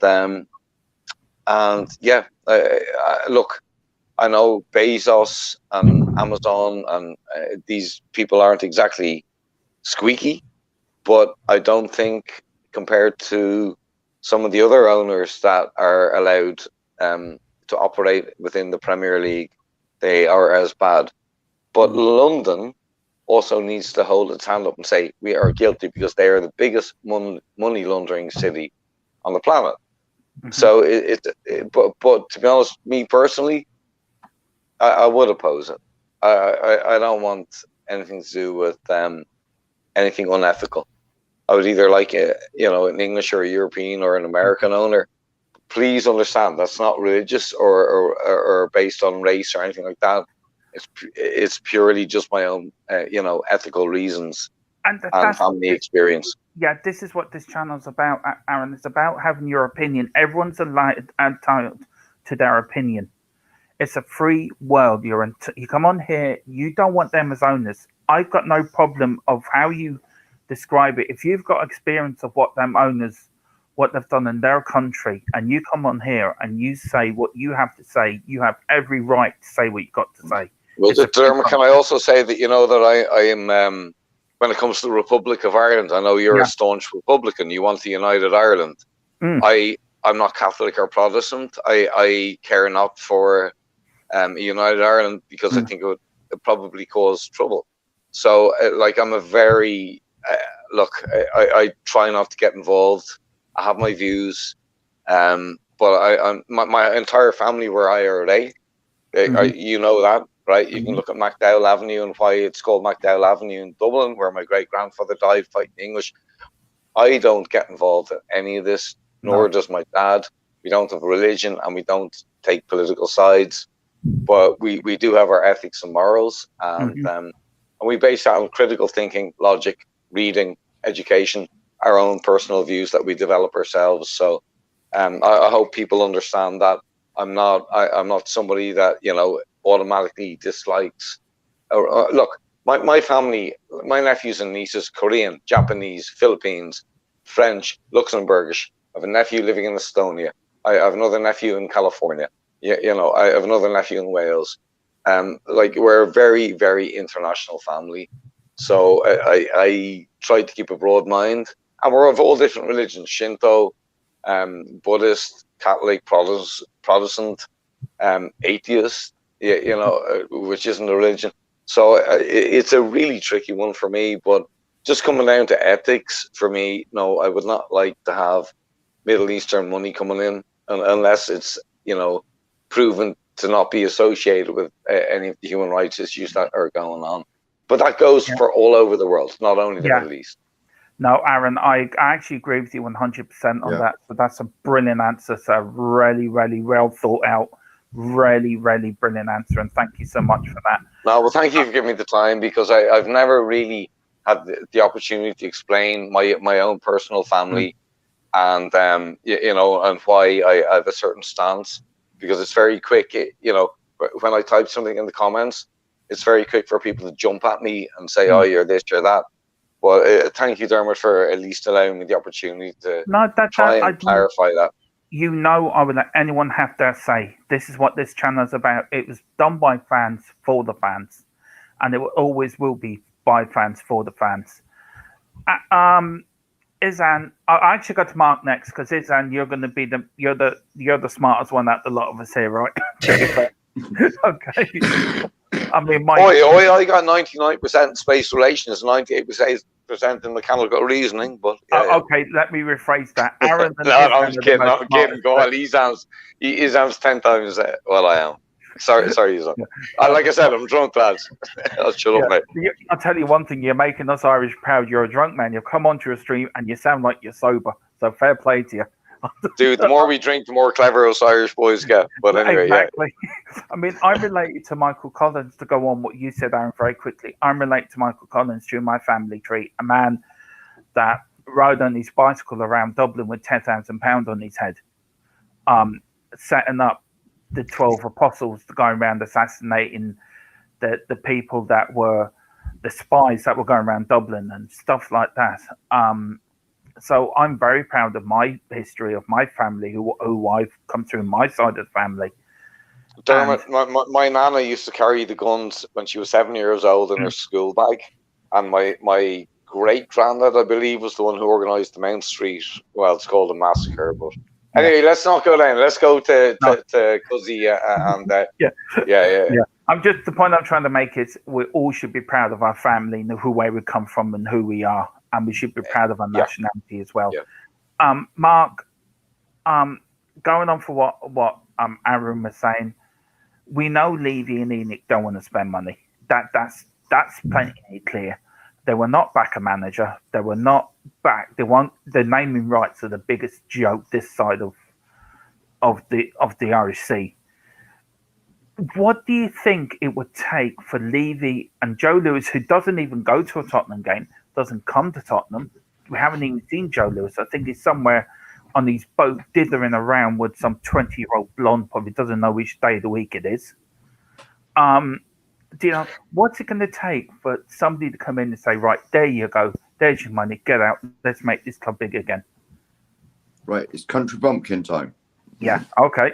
Right, country bumpkin time. So everyone get round your country bumpkin with your bit of cider and listen to Scrumpy Cos. Yes, right. Well, it's going to take £3 billion, isn't it? Is that what the club was up for? That's the valuation. That's what they want. Yeah. Well, it's going to take at least $2.5 billion. Well, it'll take $3 billion, won't it? Because he ain't going to take a penny less. To be honest. What do you think of the naming rights? I mean, that's been a joke, hasn't it? Well, we employed someone months ago to do that. Yeah. I forget his name. I've heard it mentioned on other streams. But, you know, he must have the easiest job in the world. Just go in every day and put his feet up. You know, it don't appear that he's done anything. A good job for us four, wouldn't it? Well, you got a job for the naming rights, so we're just sitting in the office all day, twiddle our thumbs. Yeah. I mean, he works in American football. I think that's what he's something to do with the Dallas Cowboys, I think, or something along them lines. Oh, was he? Yeah. Which is, I mean, what do you see? Who would you like to see come in and buy us? That's the question for you as well. Oh, the Amazon bloke. Is it Bezos? Yeah. I swear to God, we mentioned Daniel Levy's name, and it goes all across the Irish team, up from South America, through Mexico, through New York, round a bit through the middle bit of America, and it hits Mr. Dago's house in Canada. His little antenna comes up, and it goes, Levy's name's being mentioned, and it's straight here. Yeah. Levy. Yeah, the sensors were tingling. I have to say, that's very, very weird, because I just saw you were still on, and Ilana's getting ready to cook dinner, and I was like, oh, how long's dinner? She's going to take to cook. She's like, 45 minutes. I was like, okay, I can go on the stream. I hadn't heard you say anything about last time when I came on. I'd heard it. This time I didn't, so that's a bit worrying. Have you still not learned to cook, Brian? I mean, for God's sake, I'll send you some basic recipes, man. Listen, my man. When you've got a wife like mine who loves cooking and went to culinary school and is a banging chef, it's best I leave the cooking to her. That's what my ex-girlfriends and my daughters will say about me. They say I'm a banging chef and a wonderful wife. Well, exactly. Well, you know what it is. You know what it is as well, mate. What I've said as well is she's got to.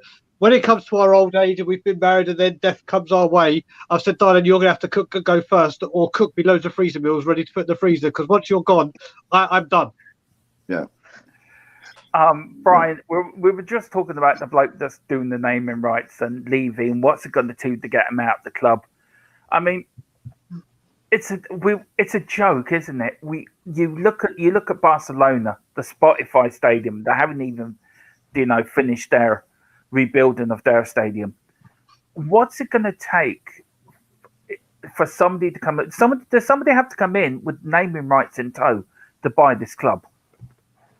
Do you know what? As much as I love a good Levy bashing, I think everyone knows that I'm head of the queue for all the Levy bashing. Today's the day to celebrate the performance. Yeah. Today's the day to be proud of what the boys did. Today's the day to be proud of what Conte did. And all I will say on that is what I tweeted. I said, give this man what he wants, when he wants it, and then top four isn't a target, it's a guarantee. It's a guarantee.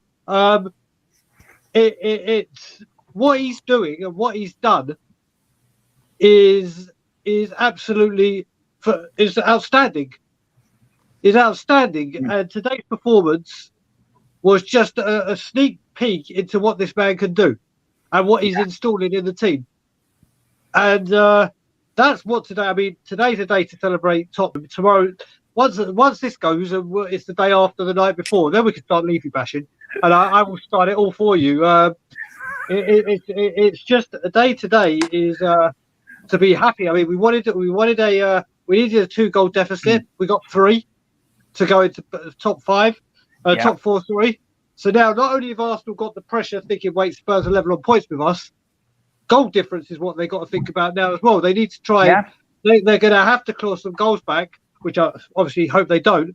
But it's now a double threat. So yeah, it's today was just outstanding. It was. I mean, the second half performance was just. I mean, I'm not Emerson's biggest fan, and you know that. I still don't. I think we're still the only Brazilian that can't play football, but he did score a good goal. Doherty, for me, what a turnaround from how he was playing under Nuno to how he's playing now. Well, did you see Emerson Royale had a shepherd's pie on his head all game? Yeah. Hey, can I just make a point about that? And I'm sorry, Brazil, but my God, you got the worst haircuts in the world. I mean, Ronaldo in the '98 World Cup, right, with that V thing on his head. You had Sandro, who used to play for Tottenham. Great player. I loved him in midfield. Terrible haircuts. But at least the tradition is carrying on. You know, I mean, Emerson today, a shepherd's pie, mate. But hey, we'll take it. I'll take a mince pie, a shepherd's pie, I don't know, Cornish pasty. I'll take the whole lot. Whatever, man. If he's going to pop up and score a goal. Yeah. 3 defenders scored today, lads. I was actually very happy for Ben Davies, funnily enough, to get his goal today. I really was happy for him. I thought he's deserved it. Harry Kane. Not just that, Dermot. That header from Ben Davies, Harry Kane would have been proud of that header. Yeah. That was not an easy header. That was an outstanding header. But it came down to the cross, Daigle. It came down to the cross. Sonny whipped it in like a shot. Pace and curl, power. Yeah. It was perfect. You're right with Aaron. You're right with that, mate. But we saw, like when Dyer tried to get the flick at the near post about 10, 15 minutes earlier. The cross was fantastic from Son, absolutely bang on the money.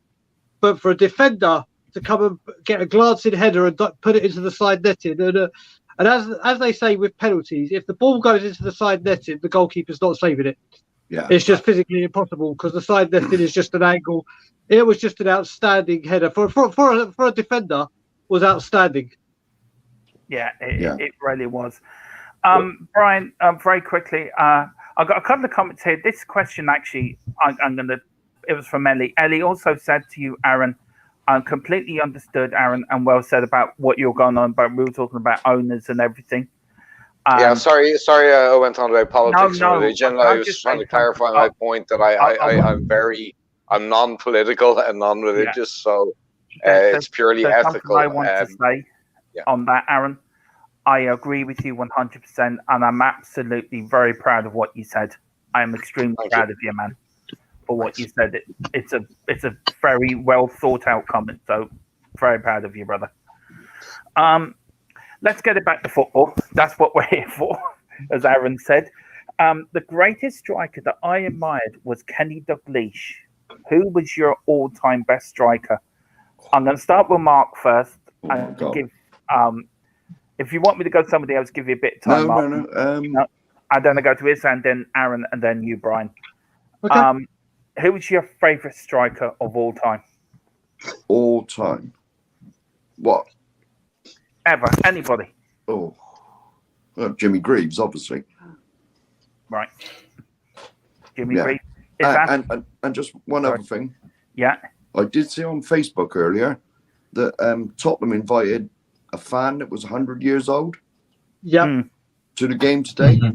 And there was a photo of him stood there with Gary Mabbott. So he's obviously better and he's gone back to work. So big up, Gary, my hero. Yeah. Big up Gary Mabbott. That Gary Mabbott's another one who deserves a statue outside the stadium as well. Isan, who's you're a young lad, so who is your favourite striker of all time so far? I mean, it has to be Harry Kane. I'm only 20, so I haven't ever seen like beyond anything before Levy. I've only seen Levy. So it just has to be Harry Kane. It has to be. Yeah. Okay. Big up to you. Aaron, who's your favourite striker of all time? Can I have a few? Yeah, you can have three. There you go. Okay. Clive Allen. Oh yeah, I forgot about him. Can I have four? Yeah, go on. I'll give you 4. All right. Clive Allen, Gary Lineker. And they're all going to be Tottenham boys, by the way, yeah. Clive Allen, Gary Lineker, Jurgen Klinsmann, and Harry Kane. Yeah. Gary Lineker is a very good shout, actually, and Clive Allen as well. Gary Lineker was a great striker in his day.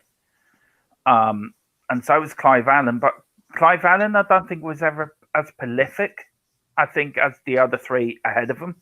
49 goals in 1986, 87. I was going to say, yeah. That's not. Imagine being one short of 50. Do you know what I mean? Yeah. Imagine one short of 50. But yeah, brilliant shouts, Aaron. Absolutely brilliant. Yeah. I have to say, being one short of 50, I don't think he would have been pissed off.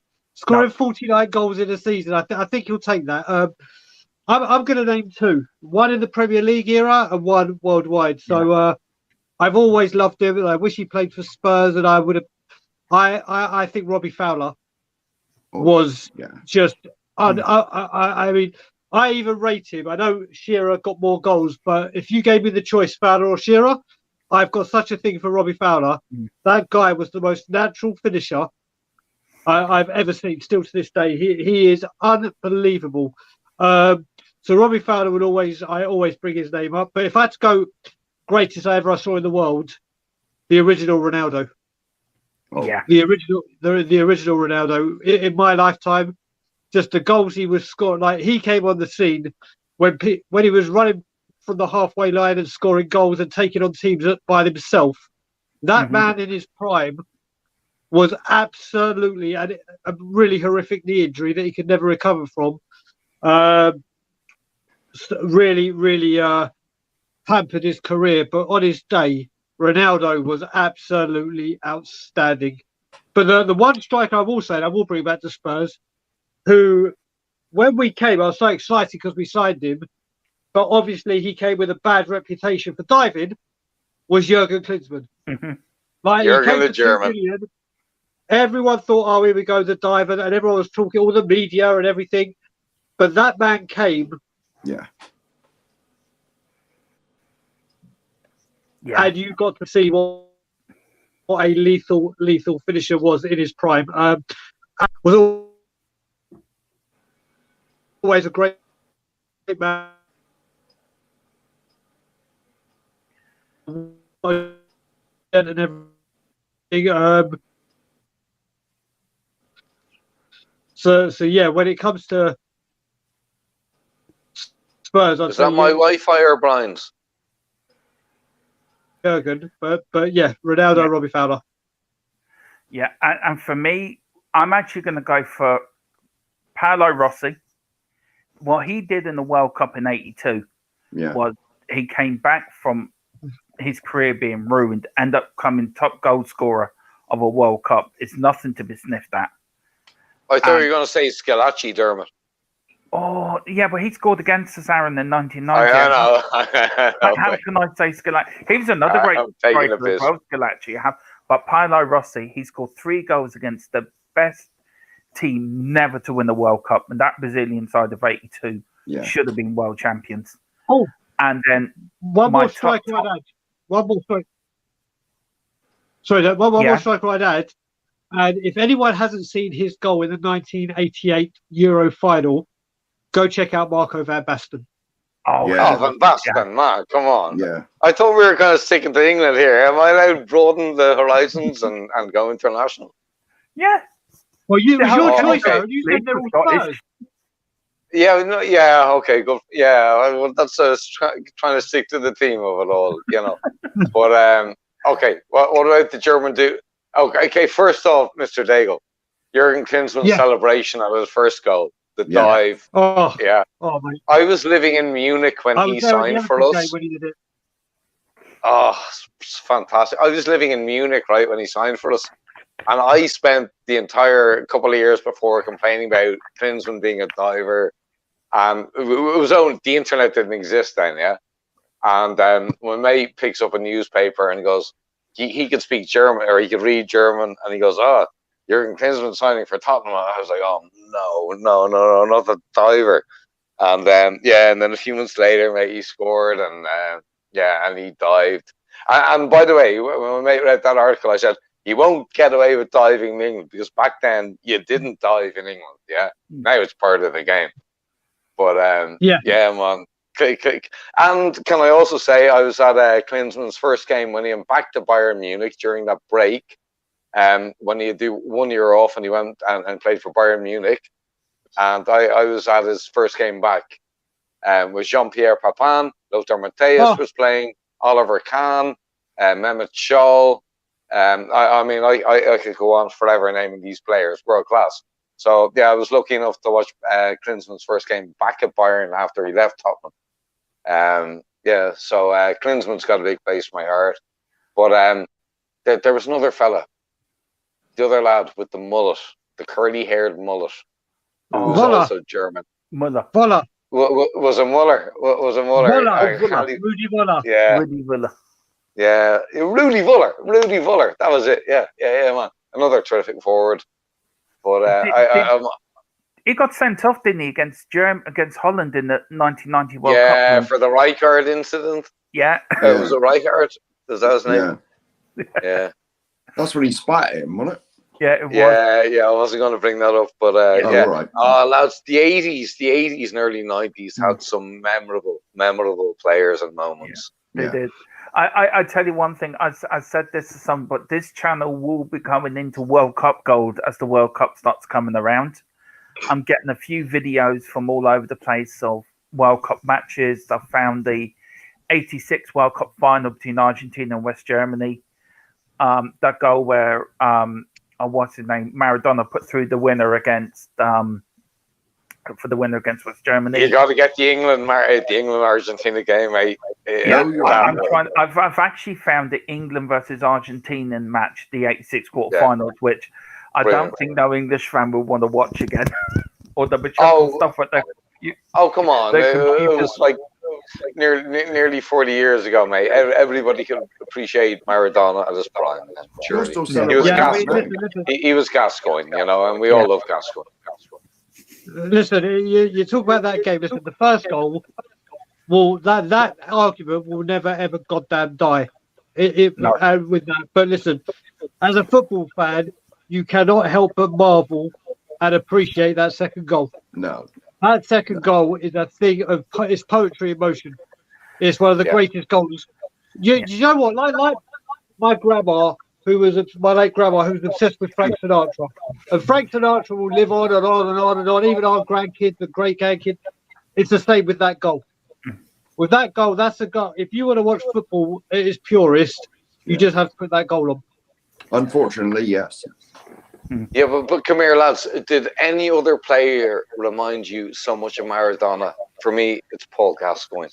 I always said Gaza was the English Maradona. And when I look at his highlights, and both their highlights, they had a stocky build. They were a little bit chubby, but their body strength, their just the way they were able to manipulate other player, the opposition into, and they're twisting and turning and finishing and quality on the ball. Their little dainty touches, man, in the thick of things. Maradona and Gascoigne to me were two. They were both. They were two testicles in the one sack. They were absolutely identical. Aaron, talking of videos, did you get to watch the Buchanan one I sent you? Yes, I did. Yeah. He looks pretty handy, man. Yeah, that guy's a fucking baller. I would take him at Spurs in a heartbeat. Yeah. Right, I'm gonna get something up here. I've actually found the two goals that he actually did score against England in that match. Right. Yeah. Can we miss out the first one? No, the first one will have to be shown. I'm sorry. I'd love to get your comments on it. Actually, Izan as well. No, you won't. Izan, have you ever seen these goals? Lads, it was 1986. Get over it. We're still listening to never get- 1966 for God's sake. Well, Give I it have seen the hand of the hand of God goal. the hand The of hand of God. man. devil. The hand of devil. Cheeky Right, Come on, bastard. the guy churches built after him after this man in Argentina. Right, I don't know who's done whoever this is, but whoever owns this video, thank you very much for putting it on YouTube. Right, this is the first one. Oh Right. yeah, I have seen this. Why? I'd just love to get your quote on it. I mean, could Peter Shilton done anything different that day Cheeky for the bastard. first goal? Yeah, he could have punched Maradona in the face Yeah. rather than trying to punch the ball. Yeah. Oh, there he is running down halfway down the. Look at Peter Reid. Yeah. Well, hang on, rewind that. Was he offside? No, and then Sure. goal. I mean, this is just VAR. This mean, is just. I mean, that's just pure I genius. must admit, isn't it? Peter Reid could have run a bit faster or put a bit more tackle Yeah. in. But Glenn there's nothing- Hoddle was playing there. Didn't Glenn Hoddle lose the ball in midfield first of all there? Well, Glenn Hoddle was fouled. That was the thing. Glenn Hoddle was fouled for the second goal, and the referee Yeah, the never gets fouled. refereeing was really poor, like in this game. Mm. The refereeing. They was didn't really have poor, VAR, that's why Sam. They England- didn't have VAR, and yeah, Yeah, that's it. Yeah. Thank God for that. Yeah. the hand of God. We've got our own hand of God. He's called French, and he's on ring. He used to play for the scum down the road. He scored the hand of God against us. Yeah, yeah. Double hand of God, man. Can you put that one on there? I can't find No. it, for some reason. No. We're already enjoying England getting wolfed by Maradona. We don't want to. Very You could quickly. probably play very quickly, Llorente's goal against Man City. Yeah, that's true. And always, and very quickly, I go to you two. With the World Cup draw. You happy with the World Cup draw, Brian? Well, for England, I'm delighted. Mhm. Absolutely goddamn delighted. And for Canada, do you know what? It's just incredible for them to be there. It's incredible for them to be there. It was just typical. When we got the USA, I was like, okay, that's good. But then it kind of ruled out us getting Canada. And I was kind of like, do I want Canada or do I not want Canada? And then I was like, yes, I do, because going to the Scotland Yard, the atmosphere will be just unbelievable. But no, I don't, because I don't want that to happen where it's like, but do you know what? I think Canada are going to get out of their group. I think they're going to get second. Mm. I really, really think they are going. I think they're going to surprise a few people. I really You're do, drinking too much maple syrup there, Brian. mate. Is that- We'll see. We'll see, mate. You go back to No, Italia Brian, 90. I don't think so. I'm When we talk Italia 90, did anyone think that Cameroon would do what they did, or Senegal would do what they did? The next one. There's always one at the World Cup. I'm not saying they're going to win it, not by a long shot. I just think Canada. People are thinking they're going to come here and, like in '86, they're going to get whooped and not score a goal. I don't think that's the case. I think Canada are going to surprise some people. Not saying that they're going to do. Listen, they're not getting first. I think they'll be in the fight for second. It's 3 games. It's 3 games. And if you win 2, you're basically qualified. Yeah. So That's true. they no one thought they would know 5 years ago and longer, people didn't even think Canada would get to a World Cup. They surprised people. And I think seeing that Canada doesn't get the exposure worldwide, the football team that is, they haven't really turned few heads, apart from us within the YouTube community, because there's quite a few Canadians within us. So people are looking at them and checking them out. But no one knew about Cameroon in 1990. No one thought Bulgaria would get to a semi-final in 94. No one thought Senegal would do well in 2008. No one thought Ghana would be in a semi-final in South Africa. But they did. Yeah. No one thought Turkey in Korea. I don't know why I keep pointing over here for everything in the world. No one thought Turkey were going to get to the semi-final. I'm just talking about Canada getting out of the group, and I think they could get second. When you look at the Irish in 1990, when we qualified for our first ever World Cup, we got all the way to the quarterfinals. And it was only by, we outplayed Italy that night. Italy won by luck. We outplayed. Aaron backed me up in that. We outplayed Italy that night, and we should have won. Can you put that game on? Yeah, And Dermot, as we did in '94 in the opening game at the New York, was it the New York Yankees or the New York Yeah, it Jets was. We beat Stadium them. or something? Yeah, we beat them 1-0, Ray Houghton. Yeah. And we only 88. won 1-0 by the way, and we Yeah. should have won by 2 or 3 in that game. Italy did go on to get to the final. But There was a team in '88 we beat as well, wasn't there, Aaron? oh, jeez, did they begin with E? I Yeah, I think think it began so. with Egypt. yeah. Egypt. No, ENG. Do you know You what? nearly got it right. think- There was definitely I an E think- and a G in it. I think on Tuesday on Tottenham on Tour, I might do a pop-up showing. I'll get all of England's greatest achievements up, or Ireland going out of tournaments, and then we'll do that. Yeah, your England's greatest achievement was beating us once since 1985. Yeah, okay, but that may have happened once since 1985, but we've been to a World Cup semi-final, a Euros final, countless quarterfinals, and been at all these tournaments. Yeah, and you lost them all. Congratulations, great achievement. You've got to be there. You've got to be in it to win it. Who was the first team internationally recognised in 1949 over a two-leg game to beat England on home turf? And I can't find that game either. Yeah. You beat us 1-0 in Ireland, and then we beat you 2-0 in Goodison Park. So there you go. Yeah, Azan, I'm going to you very quickly. Sorry, lads. You know, like I said, I've had a couple of scoops. It's banter. It's a good bit of banter. I love having banter because I love Mark's face when I say that about Ireland in English. You see Mark go, what? Yeah. Who are we? Just get the Zoiders down. How did you feel about Canada's draw in the World Cup, and how do you feel about being there? Well, first of all, just getting there is such a huge accomplishment. I do think we have a lot of good players coming through from Canada, myself included. They call me the Sunday League Maldini. But, but we actually do have quite a few. Obviously, Alphonso Davies, the likes of Jonathan David. There's a lot of players in there that, you could watch out for. But the draw completely screwed us over. I mean, we got the group of death, man. Like Belgium, we got Belgium, Croatia, and Morocco. And like that's a tough group. That is a very tough group. So when Brian Daigle says we're going to qualify, I don't know. I kind of doubt it. I think we could pull off like an upset win. It's that you know what it is. You know what it is. First of all, it's that where in Canada are you?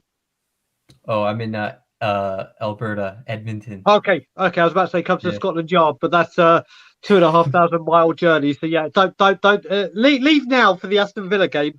But yeah, do you know what it is? Is that Croatia are the ones I think we can get because Croatia, as great you talk Luka Modric, they're an aging side. They are. Don't get me wrong. The last World Cup they got to the final, and those players are 4 years older now. Don't get me wrong. And I actually think that this could be like we saw Germany in the last World Cup, where it was an aging squad and they got torn to pieces.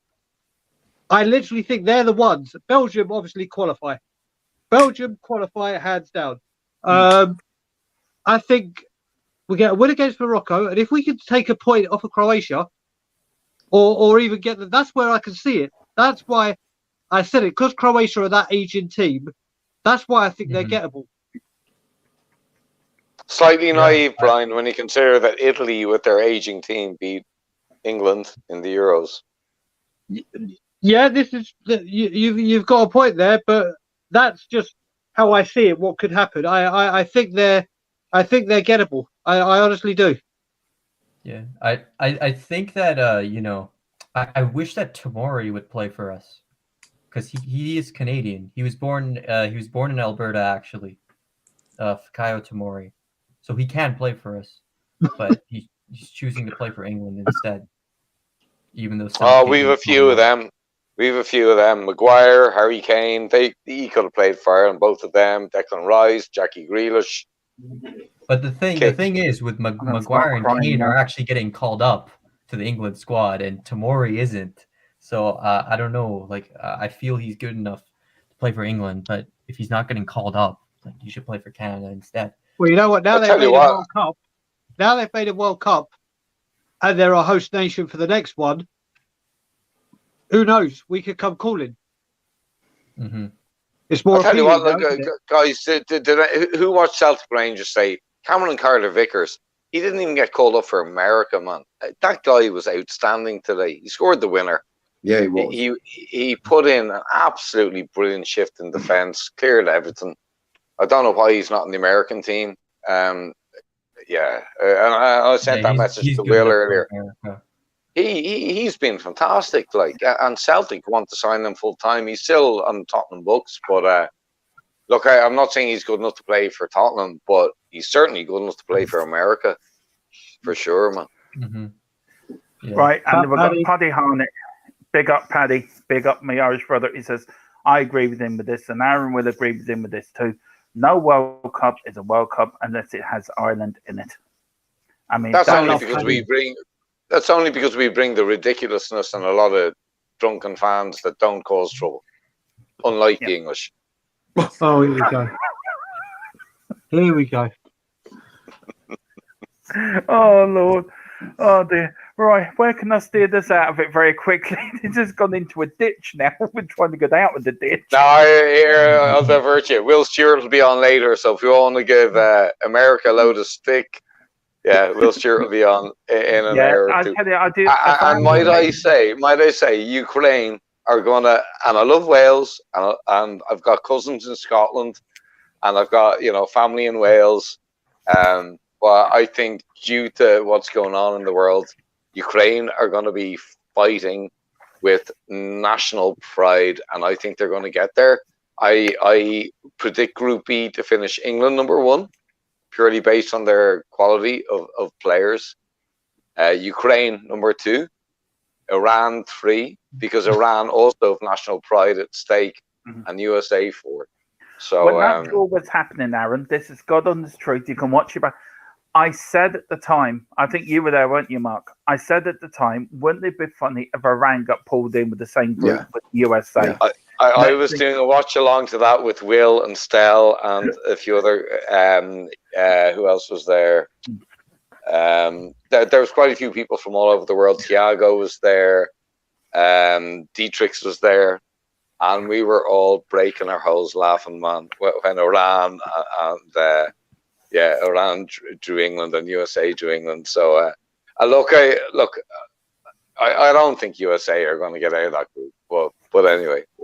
Well, Will would argue. USA haven't lost to England in the World Cup. They beat them in 1950 and drew 1-1 in 2010. Was it? Was that the South African World Cup? Yeah. 2010 South African World Cup. Yeah. Right. We're going to end up the show now. We're going to go around the houses. We're going to ask people where they are, where we can find them. Please get over to Will Stewart's channel later. He does his during the night Tottenham rants, TFC rants. If I'm awake, I do watch it. It's very entertaining. You've got great guests on there. Probably Aaron will pop on. Brian Daigle probably pops on. Izan, you should pop on there. It's great crack.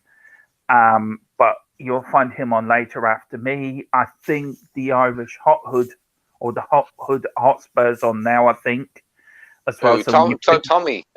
Tommy's on. Tommy. So when you finish with me, go over and see Tommy. And then when he's finished, all get over to Will Stewart's channel. The Hotspur Hood. The Hotspur Hood. Hotspur Hood. I'll start with you, Mark. Who's going to win the World Cup and where will Tottenham finish in the league this season? Well, obviously England are going to win the World Cup. Yeah. Who are? Obviously. Right, okay. And where will we finish? 4th. Okay. Aaron, who's going to win the World Cup and where will Tottenham finish in the league? Watashi wa namae wa Aaron desu. Japan. Come on, Sugoi, Japan. Yeah, Nippon, Japan. #1. Ichiban. Yeah, okay. Japan, mate. We're winning the World Cup. And, I have to pick a side. Who's going to through me? I'm following Canada, so I need another side to follow. So I might actually follow Japan. We got three Japanese players from Celtic. Yeah. Yeah. So there's #1 reason. Ichiban, #1. Yeah. I'll teach you some Japanese, Dermot. All right. Is that little winger for Celtic? They've got Hyogo. They got Hadate. And another dude. I'll get the names right. Don't worry. I'll practice. I have to practice. When my daughter tells me Japan. Guys in Real Madrid. There's There's like one two of them. Japanese guys in Real There's Madrid. one of them that plays for Celtic, and I would love Tottenham to buy. He's a Three little dynamite. of them playing. Hyogo plays Yeah, for Celtic. He's injured at that's the it. moment. Yeah. But no, they've actually got 3 Japanese players because Postecoglou, the Celtic manager, I probably pronounced his name wrong. He's an Australian Greek guy, but he was managing in the J League in Japan, and he brought over 3 players, and they've all settled in very well. Look, my daughter's half Filipino, half Irish, but born and raised and a Japanese citizen, and my granddaughter is Japanese Filipino Irish. So yeah, and I lived in Japan before, so yeah, Japan for me. Okay. And Tottenham finishing the league? Oh, can I tell you after tomorrow night's Arsenal Palace game? Okay. All right. Fair enough. I'll let you away with that one. Brian, Thank you. my Canadian brother, who Yep. I must admit, I met him for the Wolves game, and I've never been so happy to meet anyone in my life. It was an absolute pleasure to meet, and I was so excited and can't wait to see you again. Who do you think will win the World Cup? Where will Tottenham finish? Because you and me have a little bet riding on this, don't we, sir? Yep, we do. So who's going to win the World Cup, and where do you think Spurs will finish? So England are going to win the World Cup. Yeah. I've been deadly serious. I said it after we lost the Euros final. I think Gareth Southgate has learned more from losing that final than he could have from winning it. Mm-hmm. I think I may be getting a Tottenham Tantrum goal tattoo because I'm changing it from fourth. I am saying fourth now. Oh no! Right. Oh no! Wait a minute. It's if Tottenham get third, I've got to get Tottenham Tantrum goal because you said third. So yeah, we're not getting. I'm safe. I'm safe. You're safe. You'll be getting the Tottenham tour. What if we finish fourth? So my arm's free. So I'm going to say fourth. Yeah, I think after today's performance, and it went to show. Well, we did have Reguilon, and we did have a recognised left back. It was like, right, how are the team going to play? What are they going to do?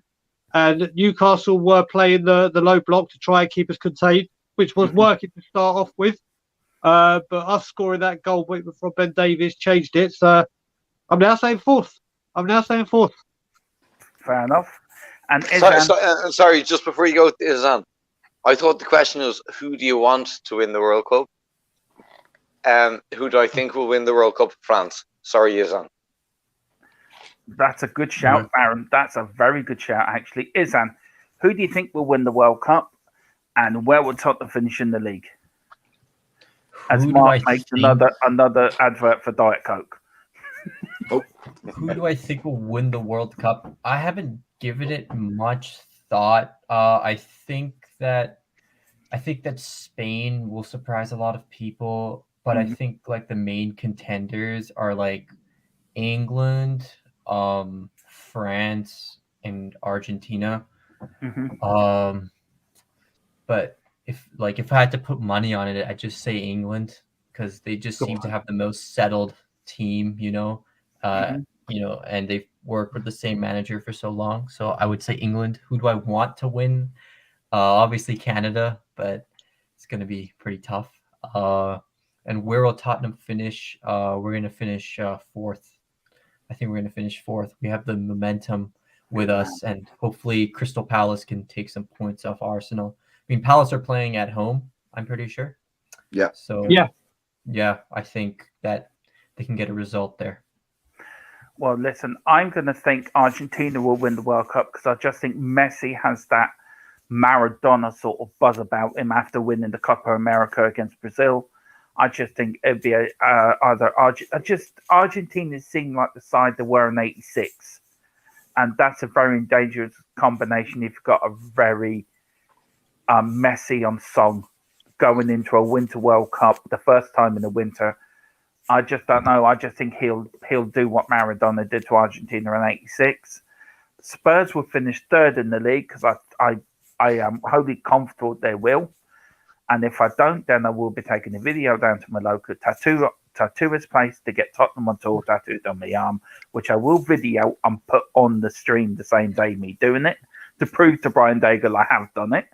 And also to show that I was actually wrong. But we can finish third. I'm fully confident, and I can't wait for Brian to get Tottenham tattooed on his arm. So I'm confident of that. Dermot, just before, and I apologise. No. You know, I'm an Irish guy, so we always interrupt each other. Yeah, that's fair enough. Your European teams have only won the World Cup outside of Europe twice in the entire history of the World Cups, going That's back actually all the way correct. to 1930, right? Yeah. Germany won in Brazil, and Mhm. Spain, I believe, won in South Africa. Yeah. So, and England have never even come close since 1966 in their own back garden. So, 1990 we came close. oh, you came close. We came How close. close? That ball's travelled past Jupiter. I think it's on its way to Mercury at the moment. Chris Waddle. It's just Shamu. Shamu just called me and said it's landed in his back garden in New Zealand. Right. It took a long time to get there. No, I Yeah, tell man. you one thing. I think being all serious here, I think England will be a dark horse for this World Cup. I think They're them, definitely in contention. All joking aside, Yeah. they're most definitely in contention. Yeah, I wouldn't say we're a dark horse. I would say that is for people like when Greece came through and won it, as Stelios would always say, or when, like I said, when Turkey got to the semi-finals in 2002. That's Or a dark Denmark horse. won the Euros. Exactly. That's a dark horse. England going Could to you this see- World Cup. could you see the same thing happen again? Like Denmark won Euro '96, they weren't in it. Could you see the same thing happen to Ukraine winning the World No. Cup? Yes. No. No, not winning it, but definitely Getting finishing far in it. second in their group for me. Yeah. This is Ahead of what America. I will say about them. I think as far as they go in the tournament, they will have when there's other games going on, you just watch them. But I think Ukraine will be the most heavily supported neutral team at the Yeah, World Cup definitely, Brian. Definitely, mate. by a country mile because of everything that's going on. Obviously, hopefully by then it's done and dusted, and Putin's fucking off this planet. Yeah. but I can't yeah. see that happening. Yeah, so I think when it comes to it, when you're sitting down and watching a game of football in the World Cup, you watch every game, and obviously when Canada play, I will be supporting them, and you have these ones that you want, and like Germany, I always want them to lose, but I think everyone, unless I think everyone, if Ukraine get it there, they're gonna have a hell of a lot of support from over there and the billions watching at home. Yeah. It's kind of bittersweet because I really like Wales and I'd really love Scotland to get there at the same time. But as much as I've got family in Wales and Scotland, just for Ukraine, I want them to be there just to lift their entire nation. Yeah, I would definitely be backing them. I will be in the next few weeks. I've been trying to put this together. I haven't found the time, but hopefully if I get hold of the two Brians and a few other channels, I will be putting together a charity stream for the Ukraine to raise some money for the Ukrainian people. I'm trying to find a charity that I know that the money will go there. I don't want to give it to any old charity. I want to make sure the money that is raised. I'll ask my sister Dermot because, like I said, she's after taking in a woman and her 8-year-old daughter. And they're living with them now, so I'll get in contact with her. There will be a couple of lengthy. I'm going to do the 84 UEFA Cup final and the 81 Cup final again. People coming on and off the stream. I'm going to try to put together. Thank you so much for tuning in tonight. I've really enjoyed this stream. It's been a laugh.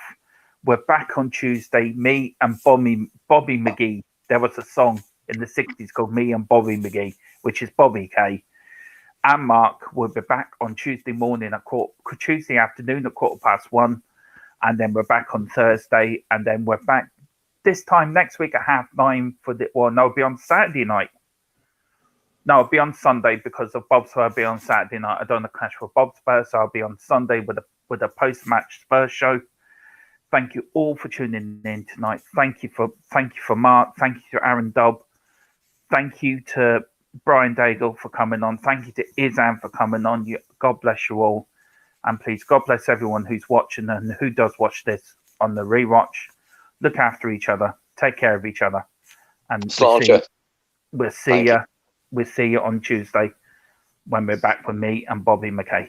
See you later. God bless. See you later. All right, Brian, send us out. They're just doing the warm up. Yeah, they're ready. And as Yeah. always, Levy out. Get the fuck out.